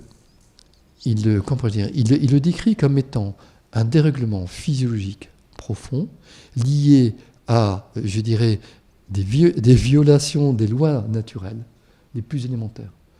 Et que c'est la configuration ou le résultat de plusieurs choses. La première, d'une hygiène de vie, une hygiène alimentaire qui n'est pas adaptée au tempérament énergétique de la personne. Après, de souffrances psycho-émotionnelles, donc de blessures importantes dans leur vie qui n'ont pas été résolues. Et l'approche psycho-émotionnelle est importante. Et les dérèglements physiologiques sont spécifiques à chaque tempérament. Et ça, c'est toujours intéressant aussi un jour de creuser. Et j'aimerais bien un jour qu'on aille un peu plus loin, qu'on en discute, parce que le cancer, bien sûr, peut être, je dirais, localisé sur différents systèmes organiques et différents tissus. Et un tempérament nerveux, il se fera toujours des dérèglements. Quand son dérèglement tempéramental et énergétique est trop élevé, il va somatiser, on va dire, il va vivre son dérèglement énergétique avec des troubles nerveux en premier. Et en deuxième, des troubles ostéo-articulaires. Tandis que des tempéraments du type, on va dire, bilieux sanguin, eux vont dérégler en premier, surtout les bilieux, bien sûr, tout le système hépatique et le système digestif. Les tempéraments sanguins, tout le système cardiovasculaire. Les tempéraments lymphatiques, c'est lymphatique, bien sûr, le système lymphatique, mais aussi tout ce qui est en relation avec toutes les surcharges toxiniques de l'organisme. Donc, quelque part, il classe l'Ayurveda, les pathologies en fonction des tempéraments. Donc, je pense que c'est une surcharge qui peut être d'origine, bien sûr, de certains, je dirais, d'indigestion profonde de la vie, qui peuvent être d'origine physique et alimentaire et d'origine psycho-émotionnelle. Alors, je vais tout à fait d'accord, et je vais essayer en 5 minutes de vous expliquer l'approche dans l'autre sens, oui. Effectivement, et puis finalement qu'on va se rencontrer. Alors, l'approche dans l'autre sens, c'est les cancérologues, les médecins scientifiques descartiens, Descartes XVIIe siècle, où on a commencé à inventer le microscope, à décortiquer l'être humain. On s'est rendu compte. Alors, c'est quoi le cancer? Alors, très vite. Vous êtes tous un tas de cellules. Voilà. On est tous un tas de cellules. On est fabriqués tous de 100 000 milliards de cellules. Ces 100 000 milliards de cellules doivent toutes être équivalentes en termes d'ADN, en termes de mémoire. Et la théorie actuelle, on va dire mainstream, de la science cancérologique, c'est de dire que tout est d'origine génique, c'est-à-dire que ce sont des anomalies de l'ADN, des mutations de l'ADN qui vont transformer des cellules, qui vont d'abord initier des cellules pour devenir des cellules cancéreuses, et la vie va faire que cette initiation va aller vers ce qu'on appelle une promotion, puis une progression de la maladie. Alors on est à 100 000 milliards de cellules. Sur les 100 000 milliards de cellules, il y a 1% à 2% de toutes nos cellules qui sont déjà cancérisées, qui sont déjà initiées. Je prends juste un exemple, c'est Octobre Rose. On fait du dépistage. Pourquoi on fait du dépistage? Pour trouver des cancers le plus précocement possible. 40% des femmes de 40 ans ont déjà des cellules cancéreuses dans leur sein. 40% des femmes de 40 ans ont déjà des cellules cancéreuses qui se font des minuscules têtes d'épingle qui font 2 mm. On a chacun d'entre nous des milliards de ces petites lésions de 2 mm dans notre corps. Alors c'est beaucoup, qu'une seule femme sur 8 qui va faire un cancer du sein. Donc que deviennent, alors je prends 40%, on va dire que c'est 4 dixièmes, on va arrondir à 1 dixième. Donc il y a 4 fois plus de femmes qui ont déjà des petites lésions de 2 mm dans leur sein et qui vont jamais faire de cancer, alors qu'il n'y en a qu'une sur 10 qui va faire un cancer. D'où, quelle explication? Ça ne peut pas être que le hasard. Et en fait, la médecine traditionnelle biomédicale se trompe actuellement parce qu'elle oublie le niveau au-dessus. Et le niveau au-dessus, c'est de l'inflammation. Donc on va voir, c'est là où on va se rencontrer, l'inflammation et l'immunité. Pourquoi est-ce que certaines personnes font un cancer plus que d'autres? Parce que nous sommes tous des vieilles barres de fer qui rouillent avec le temps. Cette inflammation, elle va s'accumuler dans notre corps, et cette inflammation va faire qu'elle va pouvoir nourrir une ou plusieurs de ces petites lésions de 2 mm. Elle va apporter des vaisseaux sanguins. Ces vaisseaux sanguins vont nourrir une de ces lésions, peut-être probablement plusieurs, et puis elles vont recommencer à grossir. Si elles ne sont pas nourries, au bout de 2 mm, ces petites lésions, elles dorment, elles ne bougent pas. S'il y a de l'inflammation, s'il y a des vaisseaux sanguins qui vont irriguer quelques-unes de ces lésions, eh bien, elles vont pouvoir démarrer et donc faire ce qu'on appelle la promotion, c'est-à-dire l'augmentation de taille. Et puis la dernière barrière qui fait qu'on n'a pas un cancer qui se développe, c'est le système immunitaire. Si le système immunitaire déraille, à ce moment-là, quelques-unes ou peut-être qu'une seule de ces petites lésions qui commencent à grossir va grossir de plus en plus vite et va faire la tumeur qui sera visible à la mammographie, alors qu'il y a 2 ans, la mammographie ne montrait rien de particulier. Et donc, nous, en biomédecine, on prend, ce que tu disais tout à fait à juste titre, on prend la chose à l'inverse, on prend une anomalie de la cellule qu'on pense liée à des mutations de l'ADN, mais on se rend compte qu'il n'y a pas que ça. Il y a une grande théorie de la cancérisation qui dit que ce n'est pas l'ADN de la cellule qui est malade, mais c'est l'usine énergétique de la cellule qu'on appelle la mitochondrie qui est malade, et que c'est elle qui va entraîner les anomalies au niveau des gènes. Alors on ne sait plus si c'est la poule ou de l'œuf, si c'est la mutation dans le noyau de la cellule ou des mutations ou des anomalies de la mitochondrie, mais ce qui est important, c'est qu'il y a déjà une intrication. Il n'y a pas que l'information qui mute, mais il y a aussi la mitochondrie. Et on sait que la mitochondrie, si elle vieillit mal, parce qu'on est trop enflammé, eh bien, elle va se mettre à dysfonctionner et ça peut entraîner une destruction de la cellule, une anomalie de la cellule. Et donc, la différence d'approche, mais finalement, c'est là où on va se rencontrer, c'est que nous, on part de l'observation d'anomalies dans la cellule, dans les tissus, etc. Et on va expliquer la maladie par ces anomalies, alors que les médecines traditionnelles chinoises, ayurvédiques et hippocratiques, c'est quand même une médecine européenne, la médecine hippocratique. Alors il y a des théories qui disent qu'Hippocrate a été formé peut-être par des gourous indiens, mais ça c'est. Non, il est allé en Inde. Oui, il est allé en Inde. Hein. Oui, donc c'était vrai. Il a appris l'Ayurveda. Voilà. Et donc toute la source de la médecine finalement c'est qu'un seul endroit. Et tu l'as bien dit, dans ces médecines-là, c'est la fonction qui ne marche plus, et à force de ne plus fonctionner, ça va entraîner des lésions. Et finalement, ça explique pourquoi finalement il y a, encore une fois, je mets des guillemets, qu'une femme sur 3 qui va faire un cancer dans sa vie et qu'un homme sur 2 qui va faire un cancer dans sa vie. Et pour aller encore plus loin dans ton sens, il y a des études, alors c'est post-hippique, non, c'est pas hippique, on peut pas dire hippique, non c'est hippique, c'est cheval, donc vous m'avez compris, les hippies, voilà. C'est voilà, c'est peace and love. Dans les années 90, il y a des études qui ont été faites aux États-Unis pour essayer d'expliquer ce que n'importe quel cancérologue, n'importe quel médecin constate dans sa consultation, c'est qu'il y a des profils types de patients. On avait oublié Hippocrate, les bilieux, on avait oublié les Védas et les Pitta, Vata Pitta et le troisième, je ne sais plus, Kapha, merci, Kapha. Et puis donc des psychologues américains qui ont commencé à décrire des personnalités. Alors en médecine, en biomédecine, on n'appelle pas ça Pitta, Vata, Kapha, on appelle ça des personnalités de type A, B, C, D, E, F, G. D'accord ? Alors, les personnalités type B, c'est moi, je suis vachement bien dans ma vie, etc. Je vais vivre jusqu'à 120 ans, enfin j'espère vivre jusqu'à 120 ans en faisant de l'hygiène de vie correcte. Puis il y a les personnalités type A, ça veut dire angry en anglais.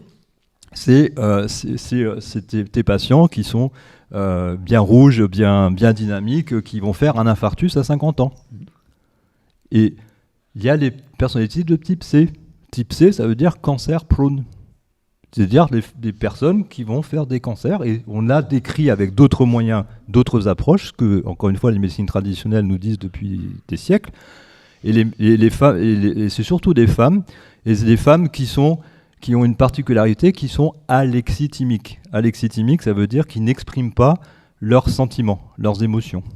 Et c'est ce que toi aussi tu décris dans les médecines traditionnelles. C'est des gens qui gardent leurs émotions, qui ne les expriment pas, et où il y a quelque part une énergie qui coince quelque part et qui se concentre quelque part. Et ouais, je crois que c'est les Chinois qui parlent d'humeur ou d'énergie coincée dans un méridien. Et en médecine maintenant, nous sommes capables de décrire grâce à des technologies hyper pointues comme l'IRM fonctionnel, les TEP scanners, ce que en fait les chakras, par exemple, les chakras correspondent à des points d'énergie que maintenant on voit très bien en IRM au TEP scan. Donc en fait, la rencontre se fait maintenant de manière de plus en plus évidente. Et il faut continuer à apprendre l'un de l'autre. Oui, merci.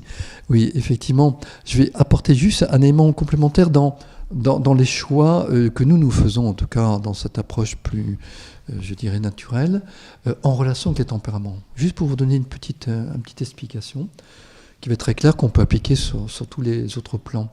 Et après, j'aimerais bien aussi reparler de cette notion des émotions qui n'ont pas été, bien sûr, bien assimilées ou exprimées, et qui sont souvent la graine et la source après de complications liées à des somatisations. Vous voyez, par exemple, vous connaissez peut-être un peu les huiles essentielles. Et parmi les 200 huiles essentielles, on va dire disponibles actuellement, vous en avez environ une petite quinzaine qui sont reconnues depuis longtemps de façon expérimentale, puis après vérifiées scientifiquement depuis que l'on fait des chromatographies en phase gazeuse. C'est-à-dire que ça permet d'identifier les molécules qui sont présentes dans les huiles essentielles et donc de parfaitement définir leurs propriétés sur une base scientifique. Eh bien, vous avez une quinzaine qui sont reconnues être relaxantes. Alors vous allez me dire, oui, pourquoi le laboratoire de la nature s'amuse à faire des huiles qui font un peu concurrence, hein. Eh bien, quand vous analysez en détail la chromato, vous constatez qu'effectivement, certaines huiles essentielles, dites relaxantes, comme les lavandes, camomille, ylang-ylang, basilic, estragon, géranium, et puis d'autres, eh bien, vous constatez que certaines sont parfaitement adaptées au tempérament des nerveux, d'autres au tempérament des bilieux, d'autres au sanguin et d'autres lymphatiques. C'est une perfection de précision. Et c'est pour ça que certaines huiles essentielles dites relaxantes ne sont pas efficaces pour les nerveux, alors que d'autres sont vraiment efficaces. Et inversement. Et on constate la même chose, que ce soit avec les bourgeons en gémothérapie, que ce soit en phytothérapie traditionnelle, hein, et même dans l'hygiène alimentaire. L'alimentation, quelque part, il y a des nuances et des différences entre l'alimentation, la nutrition, d'un nerveux, d'un milieu, d'un sanguin et d'un lymphatique. Donc on peut toujours tout adapter là-dessus. Et même quelque part, une personne qui présente effectivement un cancer, si un tempérament, je pense maintenant, j'ai aucune expérience, je ne sais rien, c'est juste une réflexion, une question que je me pose et que je vous pose, c'est qu'effectivement, une personne qui a un cancer, un tempérament nerveux, milieu sanguin, lymphatique, il devrait y avoir, en tout cas en apport annexe, en tout cas à tous les traitements classiques, il devrait y avoir effectivement un accompagnement de conseils d'hygiène de vie, d'alimentation, et puis de support agréable, que ce soit avec les odeurs des huiles essentielles, que ce soit avec différentes approches, même avec des thérapies manuelles, des compléments qui pourraient être intéressants, mais surtout adaptés au tempérament. Sinon, parfois, on peut faire des erreurs, on peut faire l'inverse de ce qu'il faut. Et j'étais parfois vraiment étonné quand des personnes me disent « Ah, j'ai pris la lavande, je sais, c'est hyper relaxant, mais ça m'énerve la lavande. Ça fait le contraire. » Et c'était une grande nerveuse. Quelques mois après, je rencontre une autre nerveuse qui me dit « Moi, je mets la lavande dans mon bain et après, je suis énervé. Vous pouvez m'expliquer ça? Je ne comprends pas. La lavande, elle est relaxante. » Oui, mais la lavande est très relaxante, mais très rafraîchissante. Elle est pour les personnes qui ont beaucoup de feu, beaucoup de chaleur. Si elle a des tempéraments beaucoup plus bilieux et sanguins. Là, elle est excellente. Elle relaxe parfaitement bien. Tu vois ? Ça va permettre de faire la transition, comme on dit à la télévision et à la radio. Effectivement, j'ai laissé la parole à Carole pour voir le point de vue du patient. C'est le patient, je répète, 70% des patients qui ont un cancer on recourt à des thérapies non médicamenteuses et puis le dernier sujet qu'on va aborder, c'est comment on fait maintenant qu'on va intégrer toutes ces techniques, et tu l'as dit à juste titre, c'est une médecine personnalisée. C'est clairement, nous en cancérologie, on essaye maintenant d'aller plus en plus vers une médecine personnalisée. Alors on utilise la très haute technologie pour faire de la médecine personnalisée, avec des études sur l'ADN des tumeurs, etc., pour savoir s'il y a besoin de faire de la chimiothérapie, s'il y a certains gènes qui vont permettre de déterminer une cible thérapeutique particulière. Donc ça, on est dans la très haute technologie. Mais encore une fois, la médecine du bon sens nous fait aussi dire que dans toute cette partie d'accompagnement, il va falloir personnaliser cette partie-là. Et puis ça sera le dernier sujet qu'on va aborder ce soir, maintenant en sortant de la salle. Comment on va faire pour qu'il y ait une vraie approche pluridisciplinaire, pluriprofessionnelle au service du patient. Donc on a commencé à le faire à UXM en accompagnant dans les maisons de soins de support, mais j'ai des infirmières de mon service qui sont là. On essaye depuis maintenant 3 ou 4 ans de travailler avec l'olfactothérapie, etc. Mais on a plein de problèmes. Alors on s'est pris le Covid en pleine tronche en plus. Donc le système qu'on avait mis en place, donc je trouve plus le nom, truc pour respirer. Le bol d'air Jacquier, on avait un bol d'air Jacquier dans le service. Alors bien sûr, en temps de Covid, faire du bol d'air Jacquier, c'est juste pas possible.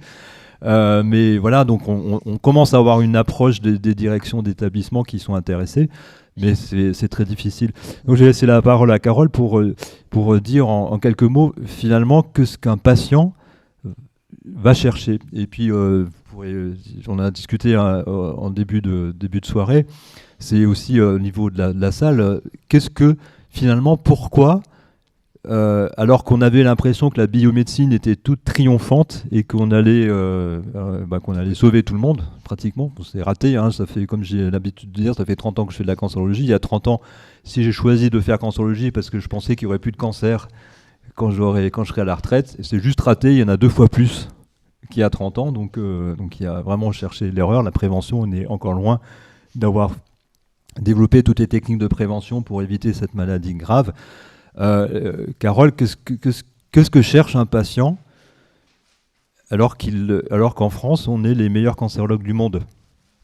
Je vous expliquerai pourquoi tout à l'heure. Mais c'est vrai que c'est la France qui a les meilleurs cancérologues du monde. C'est pas parce que je suis cancérologue et français que je le dis. C'est les Américains qui le disent et je vous expliquerai après.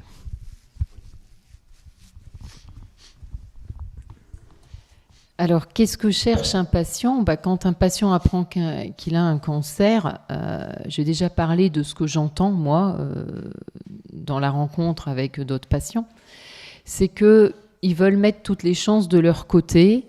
Et donc, certains cumulent plein de choses. Certains cumulent la phytothérapie, l'acupuncture, l'homéopathie. Et c'est moi-même ce que j'ai voulu faire au début. Et je me souviens, je ne sais pas si vous vous souvenez, mais vous m'avez dit, oh là là, mais attendez, faites pas tout en même temps. Mais après, moi, je me suis posé d'autres questions. Alors, pourquoi moi j'ai eu recours à la phytothérapie? Dans un premier temps, c'était surtout pour diminuer les effets des traitements lourds. Parce que j'étais vraiment malade avec la chimiothérapie et c'était qu'est-ce que je peux faire pour diminuer ces effets-là et me sentir le mieux possible. Donc c'est pour ça que j'ai souhaité être accompagnée par la phytothérapie, principalement. J'ai aussi été accompagnée par l'homéopathie. Mais après, moi, je me suis beaucoup posé de questions et c'est là où c'est intéressant ce que M. Eloi disait, parce que moi, après, j'ai voulu comprendre ok, ça m'arrive dans ma vie. J'ai quand même été vite dans l'acceptation, mais du coup, j'ai observé. J'ai observé qu'est-ce qui se passe dans ma vie. J'ai d'abord observé ce qui se passait dans ma vie avant d'observer ce qui se passait dans mon corps. Et puis, ben là, moi, je me suis pris la réalité en pleine face. Et en fait, c'est un peu comme ce qu'on entend. Pareil que quand on est sur le point de mourir, on voit toute notre vie défiler. Alors moi, j'étais pas sur le point de mourir à ce moment-là. Je savais pas ce qui allait m'arriver. Mais en tout cas, à un moment donné de mon parcours, j'ai vu toute ma vie défiler. Et là, je me suis dit, ah oui, quand même, là, il faut vraiment que je fasse quelque chose parce qu'à un moment dans mon parcours, je me suis aperçue que j'étais absolument pas dans ce que je devais être. En fait, j'étais bien nulle part. J'ai adoré mon métier de responsable logistique. Autant je l'ai adoré, autant je le détestais à la fin. Et si je veux vraiment être honnête, 5 à 6 ans avant le diagnostic, j'étais carrément plus à ma place. Je m'étais aperçue qu'on touchait à mes valeurs. Mais ça, je ne l'ai pas su tout de suite. C'est après, avec le recul. J'étais plus du tout en adéquation avec mes valeurs.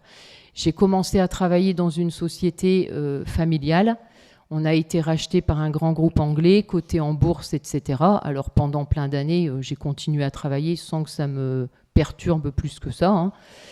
Et c'est après on nous demandait des objectifs de plus en plus inatteignables et où là, on me demandait de virer des gens avec qui j'avais développé de véritables partenariats, parce que moi, je travaillais plus comme ça. Je gérais un service import-export, j'avais créé ce service en plus, mais donc j'avais vraiment développé des relations de partenariat. Donc je travaillais avec des spécialistes par pays. Voilà, parce que ça me semblait, c'est ça qui me semblait avoir du sens. Et là, d'un seul coup, on me demandait de virer ces gens-là parce que le concurrent était 5 € moins cher. Et là, j'ai réalisé, mais je l'ai réalisé bien après. À partir de ce moment-là, j'étais plus bien, mais je ne l'ai pas verbalisé tout de suite et je ne m'en suis pas rendu compte tout de suite parce que il fallait que je travaille, j'avais un enfant à élever. Fallait payer les écoles, il y avait plein de choses, il fallait payer la maison et puis surtout ce qui est important dans ce que Christian et même le docteur Wagner disaient, c'est que à l'époque, donc moi j'étais vraiment profil type C, ça je le sais aujourd'hui, et j'avais surtout zéro confiance en moi, jamais. Alors oui, parce que Jean-Philippe a l'habitude de dire, comme ça le public va bien comprendre, les personnalités de type C, c'est trop bonne, trop conne. Mais c'est vrai. J'étais comme ça et je n'exprimais absolument pas mes émotions avant. Je n'exprimais pas mes émotions parce que ça faisait aussi partie de mon éducation. Faut pas dire, faut rien faire voir aux gens, faut tout garder pour soi, hein, faut faire bonne figure. Donc c'est ce que je faisais, hein, parce que c'est ce qu'on m'avait appris. Et puis voilà, fallait pas faire de vagues. Donc j'exprimais pas mes émotions, j'avais zéro confiance en moi. Jamais j'aurais été ici en face de vous avant le cancer. C'était même pas, même si on m'avait payé très cher, mais c'était même pas envisageable. Aujourd'hui, je me pose même pas la question.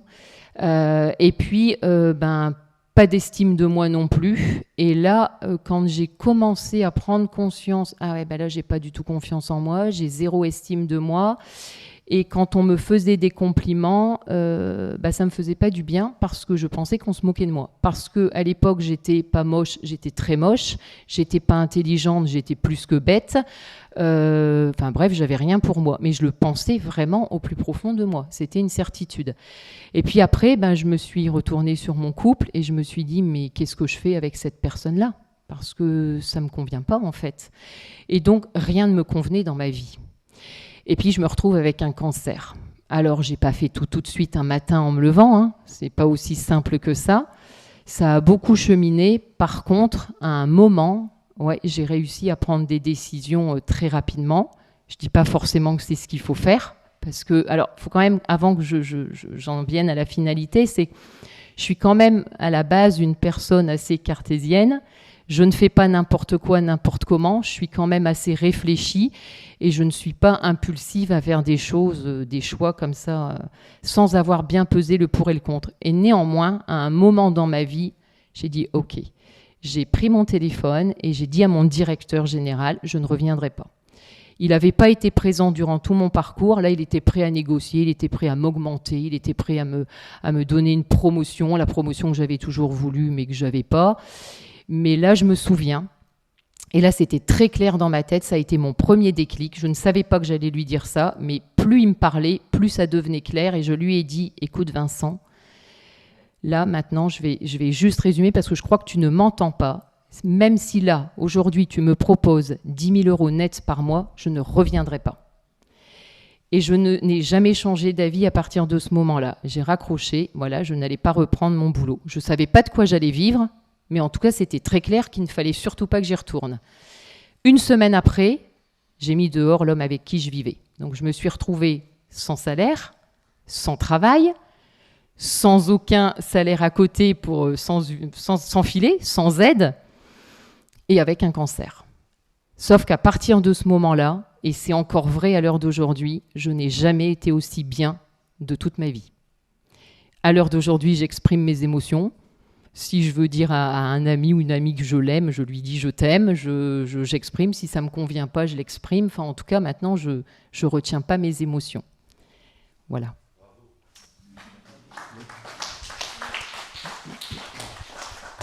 Voilà encore une illustration de la fonction qui fait la maladie. Donc on est vraiment dans cette approche-là alors je ne sais pas qui est le haut et qui est le bas. Mais effectivement, je pense que une des particularités de ces médecines traditionnelles asiatiques, on va dire au sens large, c'est de partir de la fonction. Et que c'est la fonction qui déraille et qui va faire la maladie et pas l'inverse. Voilà, il est presque 20h30, donc on va laisser la parole aussi au public. Et puis la question, c'est... le message qu'on aimerait faire passer, c'est que les choses sont en train de changer, mais j'aimerais vous entendre aussi de savoir quelles sont vos difficultés, quelles ont été vos difficultés, quelles sont aussi des choses positives, probablement, qui vous sont arrivées, et comment vous voyez en tant que public, j'allais dire néophyte, de personnes qui viennent là pour se renseigner, de savoir comment on va avancer maintenant dans ce domaine de la médecine et de la santé intégrative. On va juste prendre... Je sais jamais si c'est Samy ou...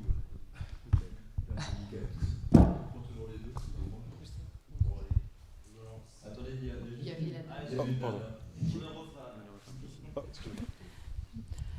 Bonjour à tous. Voilà. Moi, c'est un cas très particulier avec ma maman. On est très, très soudés depuis toute jeune.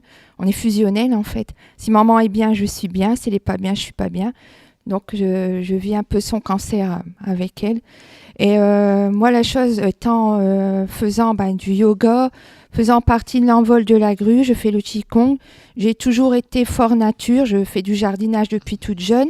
J'aime le manger le plus biologique possible. Et donc, moi, la question qui me pose à l'heure actuelle, c'est l'alimentation de ma maman et aussi l'accompagnement au niveau des plantes ou même Ayurveda, puisque moi, j'en prends moi-même, de pouvoir l'appliquer à quelqu'un qui suit une chimiothérapie.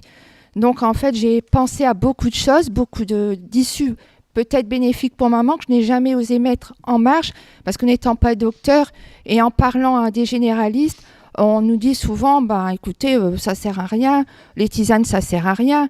Donc, on ne sait plus où se tourner pour pouvoir aider quelqu'un qui a un cancer en chimiothérapie et puis donc en médecine naturelle.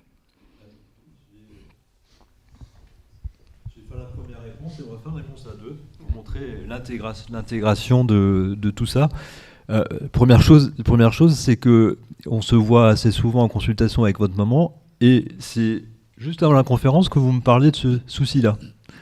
Donc ça veut dire effectivement que la première chose, c'est de pouvoir, nous les biomédicaux, laisser la parole aux gens. Alors c'est compliqué parce qu'il y a une espèce de pudeur du patient vis-à-vis du cancérologue, sachant qu'il y a une espèce de pouvoir de vie et de mort sur les gens. Donc voilà, il y a un psychiatre un jour qui a dit en plein congrès, vous êtes comme des dieux pour les patients. Donc j'espère qu'on n'est pas des dieux, mais un petit peu quand même, malheureusement.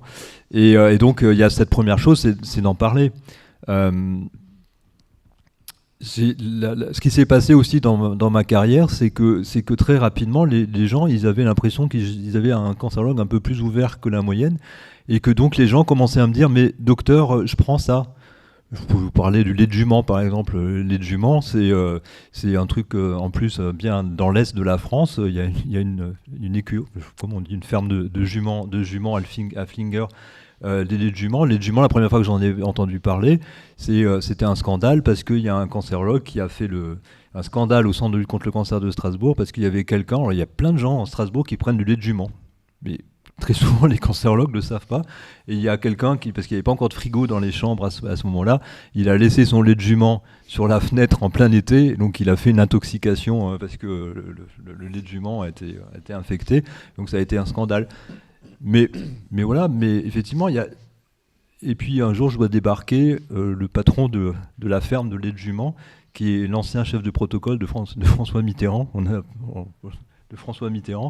et qui me dit, docteur, on m'a dit que vous n'étiez pas complètement fermé à toutes ces trucs, donc et puis il m'a fait visiter un jour la ferme où le lait de jument, c'est très compliqué de faire du lait de jument parce que les juments, c'est pas des vaches.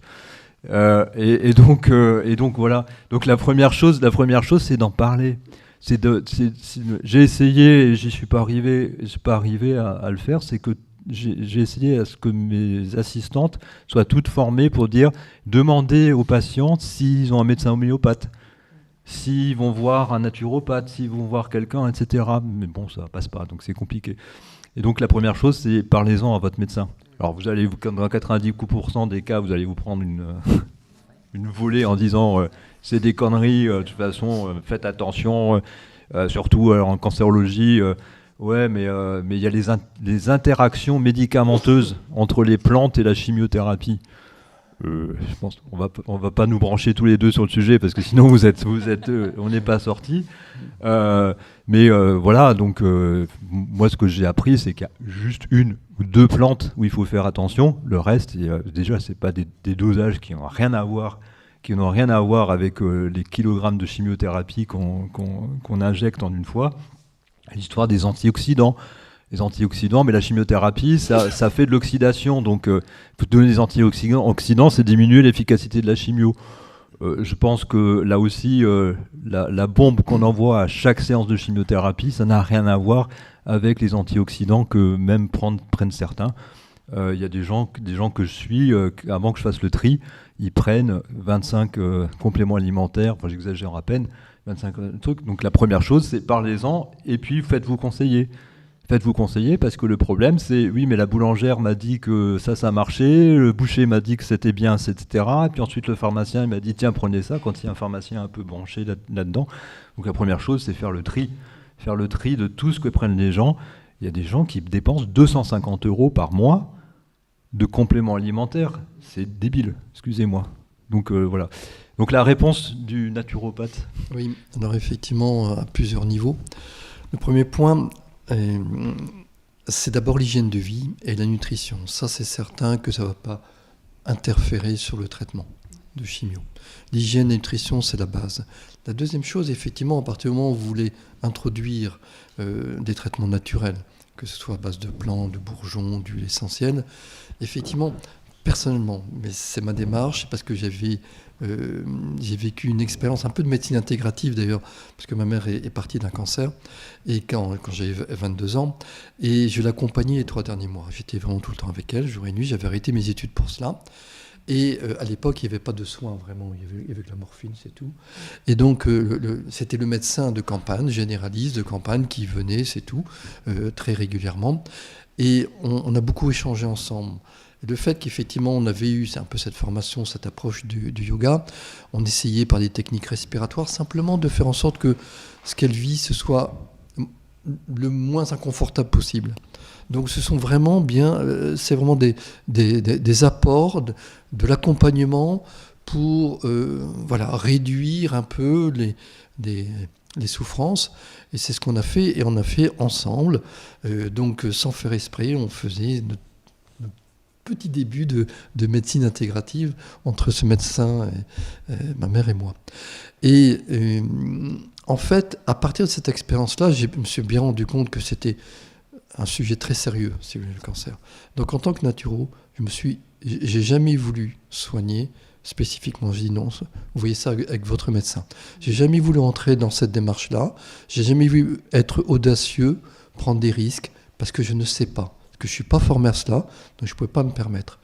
La seule chose, c'est qu'un jour, par hasard, j'ai eu une expérience dont je t'avais fait part. C'était un couple que je suivais depuis un certain temps. Ils avaient peut-être 65 ans environ. Et lui avait des problèmes de digestion. Bon, très bien. Et sa femme me téléphone et me dit, voilà, ils ont constaté qu'effectivement, il avait un cancer de l'estomac, mais qui était très, très avancé, et qu'au stade où il était, il ne pouvait plus rien faire. Et il faisait un pronostic de survie de 1 mois, 2 mois, 3 mois maximum. Elle dit, j'aimerais bien quand même que vous lui apportiez un peu de conseils pour son alimentation, pour qu'il ne souffre pas trop, pour ses derniers mois de vie. Et il m'a dit, mais surtout, ne lui dites rien, parce qu'il ne le sait pas. Lui n'est pas au courant exactement de ce qu'il a. Et donc, ils sont venus en consultation, et j'ai apporté tout ce que je pouvais apporter comme accompagnement dans son hygiène de vie. Et cette personne, elle a vécu avec son cancer de l'estomac qui était vraiment très développé, 1 an et demi de cette façon-là. Ils sont même partis en voyage, en croisière, il a même dansé. Il avait une digestion difficile, très difficile, mais il a pu continuer à vivre comme ça. Alors, ce n'est qu'une fois. Donc on ne peut pas tirer du tout une conclusion en disant bah oui, à tous les coups, ça va aider tout le monde. Non, on n'en sait strictement rien. C'est un hasard, c'est peut-être son destin à lui, comme ça, qui a pu vivre plus longtemps. Mais je me suis dit en moi-même, bien sûr, c'est toujours mieux d'avoir un véritable accompagnement à côté. Et quand des personnes me disent oui, après une chimio, qu'est-ce que je peux faire? Je peux prendre une plante pour le foie, tout ça, pour aider, accompagner. Je dis bien sûr jamais pendant le traitement, mais dans les épisodes, dans les périodes intermédiaires, vous pouvez accompagner par des plantes très très douces, notamment celles qui ciblent le foie. Il y en a qui sont un peu agressives, avec les plantes, je parle, et d'autres sont extrêmement douces. Et je dis oui, effectivement, vous pouvez prendre une ampoule de telle plante pendant la semaine où effectivement vous n'avez pas de traitement. Ça permet déjà un petit peu d'alléger, de soulager, bien sûr, le foie de la surcharge chimique qu'il a pu absorber. Ce qui est important, le message, c'est d'aller vers de vrais sachants. Des gens qui sont formés. Après, on ne va pas lancer le débat sur les formations dans les thérapies non médicamenteuses. Mais entre les formations qui se font un week-end sur Internet et les formations qui se font en 250 heures ou en 3 ans de formation, il y a quand même une sacrée différence. On est en train d'essayer de faire le tri, et c'est aussi une des missions qu'on s'est fixé pour les pionniers de la santé intégrative maintenant, c'est effectivement de proposer de faire le tri dans ce domaine-là. Mais c'est partout pareil, il y a des mauvais notaires, il y a des mauvais architectes, il y a des mauvais avocats, c'est toujours partout pareil. Patrick.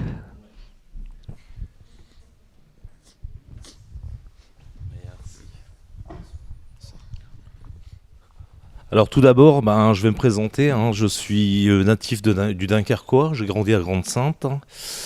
Et j'ai commencé comme aide-soignant à l'hôpital de Dunkerque, au CHD. Ensuite, j'ai évolué comme IDE. Et actuellement, je suis EAD à la PHP, donc sur Paris, ça fait plusieurs années. Et donc, je fais partie d'un collectif avec des médecins, donc, dont Patrick Pelou, Mehdi Archoui, qui travaille à Georges Pompidou, qui est chirurgien oncologue, et puis bien d'autres, enfin je ne vais pas tous les citer. Et moi, donc voilà, je suis inscrit dans une médecine conventionnelle, enfin voilà, serment d'Hippocrate, je ne vais pas revenir dessus. Et à titre personnel, à Grande-Synthe, j'ai grandi dans le quartier Europe, et il y a un pharmacien qui est docteur en pharmacie qui est toujours là, maintenant c'est le pôle santé, mon quartier Europe, c'est le docteur Jean-Philippe Legrand, le pharmacien, qui est très aromathérapie, huile essentielle. Et moi, depuis longtemps déjà, j'avais parce que je suis quelqu'un qui veut tout le temps m'intéresser à des choses qui ont trait à la médecine, à la nature, à l'environnement.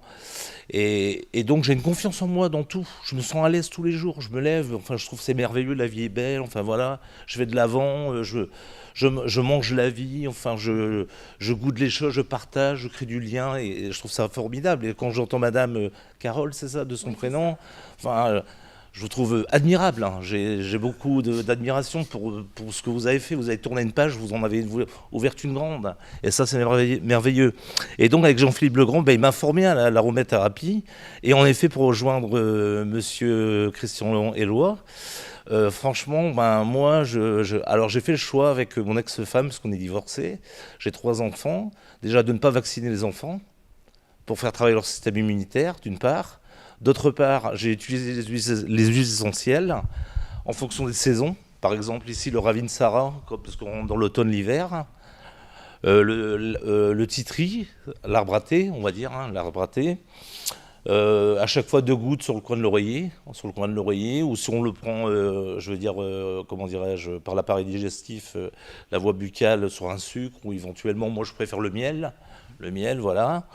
Donc pareil, pour ventiler dans ma chambre et pour qu'il respire mieux, se sente mieux, 2 gouttes d'eucalyptus, radiata ou éventuellement de l'amande poivrée, enfin voilà. Mais moi j'y crois à fond. Donc je suis dans le paradoxe entre une médecine conventionnelle avec des copains qui sont praticiens qui restent encore dans cette optique. Et puis là, la rencontre avec le docteur Wagner le week-end dernier à Capelle-la-Grande, ça a été une révélation. Surtout quand j'ai lu le bouquin. Et j'ai dit ce soir, je peux pas m'empêcher de venir. Donc même quitte à prendre le TGV à Paris-Nord pour venir ici, j'ai dit je vais venir. Et donc franchement, je suis admiratif du travail parce que c'est complémentaire en fin de compte pour moi. C'est complémentaire. Et tout doucement, moi je passe des messages. Là je suis en réanimation là, actuellement, mais tout doucement je passe des messages à certains patients, enfin à l'entourage parce qu'ils sont malheureusement ils sont intubés, ventilés. Et donc je passe des messages à certaines familles. En plus avec le Covid, on en a un chier pendant 2 ans. Je ne vous dis pas les conditions de travail qu'on avait.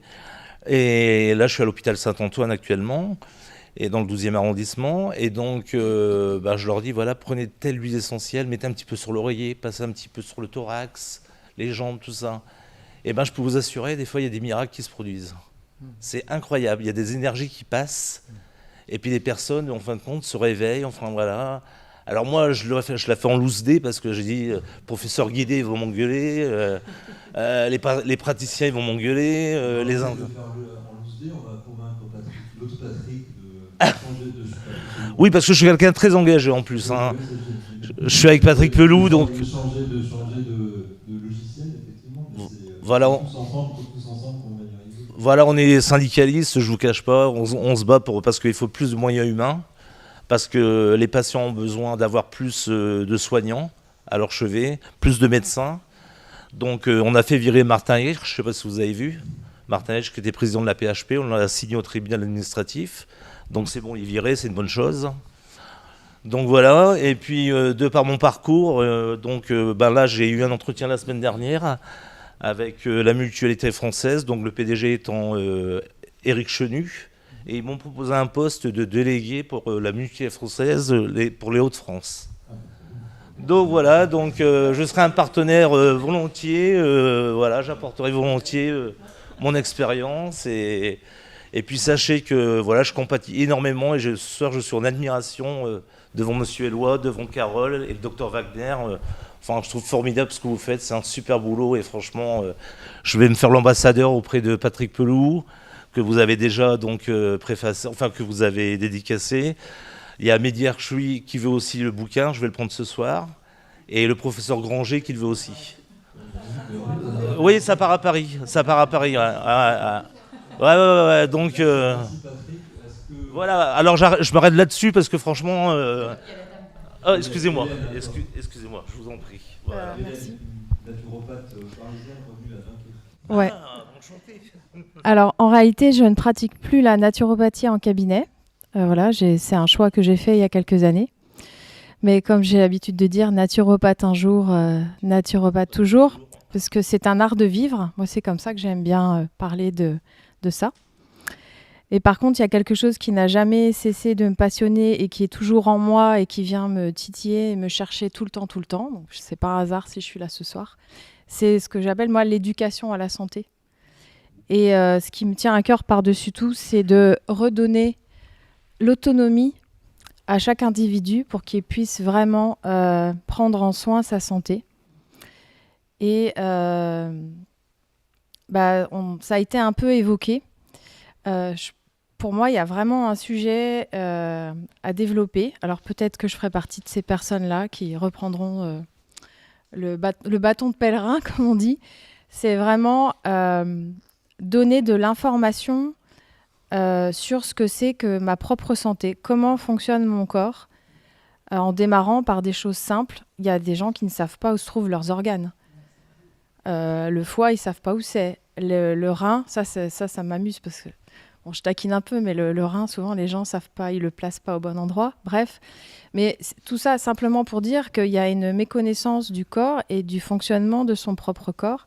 On a beaucoup parlé élimination des toxines, des déchets, c'est capital. On n'a pas beaucoup parlé du mouvement. Pour moi aussi, le mouvement est très très important. Ça contribue aussi à éliminer les déchets. Et on sait qu'il y a un déficit de mouvement aussi, et notamment chez les enfants. Donc ça, c'est assez catastrophique. Et voilà, de redonner en fait à chacun la connaissance de comment mon corps fonctionne. Et tu en parlais aussi, Carole, hein, c'est d'avoir ce discernement, et notamment quand on se rend chez un médecin. Et pourquoi je parle de ça ? Parce que ça fait sens avec la conférence. Pour que ces thérapies complémentaires et la biomédecine puissent se rejoindre et se croiser beaucoup plus souvent, de façon plus harmonieuse, je pense que chacun de nous, en tant que patient, quand il va se rendre chez son médecin, c'est parfois savoir dire non ou poser les questions, savoir poser des questions. Et pour ça, ça demande qu'on ait un minimum d'informations et de connaissances. Et j'ai l'impression qu'en fait, il y a beaucoup de choses qui sont faites justement pour que l'individu n'ait plus ses connaissances. Après, il y a aussi la blouse blanche qui peut impressionner, ça c'est vrai. Mais voilà, et ce qui fait que... Alors j'ai beaucoup de respect pour les médecins et en aucun cas je pense qu'on peut tout résoudre par les médecines naturelles, absolument pas. Moi je suis à fond pour la médecine intégrative, pour moi ça fait sens. Mais il y a des fois, franchement, il y a des comportements de médecins qui sont juste inadmissibles et intolérables, et c'est à la limite du manque de respect en fait de l'individu. Parfois, moi, je l'ai vécu personnellement. Alors manque de bol, j'ai quelques connaissances, donc je me laisse pas faire. On prend certains patients pour des enfants. Mais c'est aussi parce que, en tant qu'individu, on doit reprendre notre autonomie et ça ne pourra pas se faire uniquement en allant voir des thérapeutes qui vont justement nous amener à développer cette conscience du corps et de comment fonctionne notre santé. Il faut aussi que les médecins, il faut aussi que les personnes intervenant en biomédecine contribuent à ça, parce qu'on est dans un pays où il y a toujours ce besoin de crédibilité. Il faut toujours que ça soit crédible et scientifique. Et donc voilà, je pense que ce qui serait merveilleux, c'est d'inclure ça et que vraiment il y ait cette alliance entre biomédecine et thérapie complémentaire, et que finalement cette éducation à la santé, elle vienne des deux côtés en fait. Que ça vienne pas uniquement d'un naturopathe ou d'un sophrologue, ou parce que on est quand même parfois bien maltraité en fait. Alors parfois, effectivement, hein, il y a des personnes qui contribuent pas à la bonne réputation des thérapies complémentaires, mais ce sont quand même des minorités, donc qui sont souvent mis en exergue par les médias notamment. Mais ça aussi, ça fait partie de l'éducation. Comment je choisis le thérapeute en thérapie complémentaire que je vais voir ? Qu'est-ce que je peux regarder ? Quelle formation il a faite, etc. Dans son comportement aussi, qu'est-ce qu'il doit mettre la puce à l'oreille pour savoir que je suis au bon endroit ou pas ? Puis après, il y a aussi la boussole intérieure.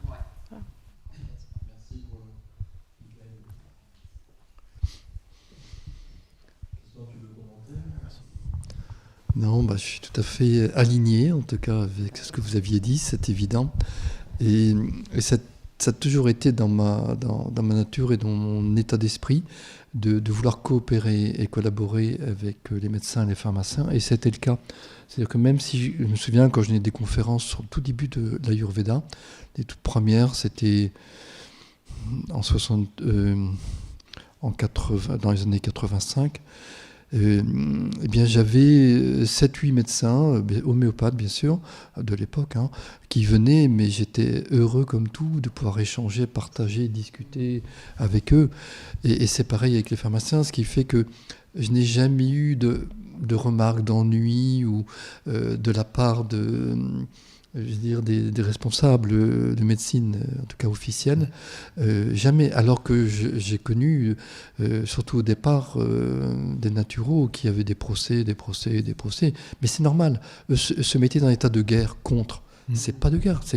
Quand on fait guerre, de toute façon, tout le monde perd. C'est quand, au contraire, on travaille ensemble, qu'on s'écoute, qu'on essaie de se comprendre, et bien qu'on arrive vraiment à s'enrichir mutuellement, sans ego et sans...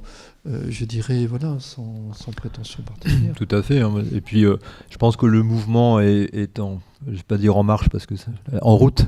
Le mouvement est en route actuellement depuis 2019. Alors, c'est étonnant, c'était juste avant le Covid. Il y a eu plein de bouquins qui sont... Enfin, plein. 3 bouquins qui sont sortis sur la médecine intégrative avec des équipes de recherche. Et puis, en post-Covid, tout d'un coup, la HAS, l'autorité de santé, toutes nos autorités de santé se sont intéressées au problème et ils sont en train de travailler sur un panier de soins qui pourrait être remboursé pour les interventions non médicamenteuses. Alors, oui. Oui, mais vous savez, alors la petite histoire, c'est que c'est un collectif de petits crétins qui s'appelle une trentaine de médecins qui sont appelés le collectif anti-fake médecine, et ils ont en moyenne 32 ans. D'accord ? Donc voilà, il n'y a pas d'expérience, il n'y a pas des choses comme ça, mais bon là, c'est comme ça. Mais voilà, c'est pas parce que c'est déremboursé que actuellement l'homéopathie, il y a une petite baisse de consommation, mais finalement les gens qui pensent que c'est actif continuent à utiliser l'homéopathie sans aucun problème. Ouais, moi je travaille un peu avec la mutualité à Dunkerque. Effectivement, il commence y avoir effectivement une demande. Je prends juste une question. Après, je me tourne vers Karine. Je ne sais pas si on va se faire virer ou pas de la salle, mais on peut rester pour discuter entre nous sans aucun problème. Je prends juste encore une question, et puis pour libérer ceux qui ont envie de partir. Et puis voilà. Donc une dernière question pour le public. Oui.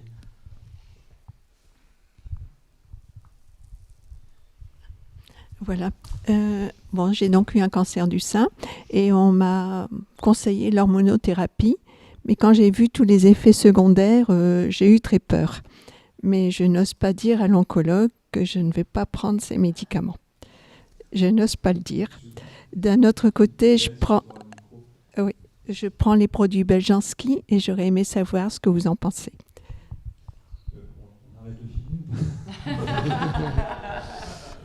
Ça va être sur Internet, donc je sens que j'aurai le réseau régional de cancérologie sur le... Mais c'est pas grave, j'assume. J'assume complètement. 50% des personnes atteintes de cancer du sein qui prennent un traitement hormonothérapique ne vont jamais au bout du traitement. Il y a il y en a 90% qui ne le disent jamais à leur cancérologue.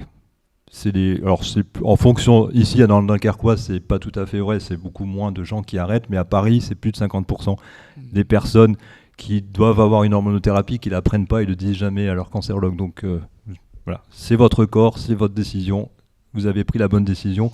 L'essentiel, c'est d'être en congruence avec vous-même, de ne pas le regretter.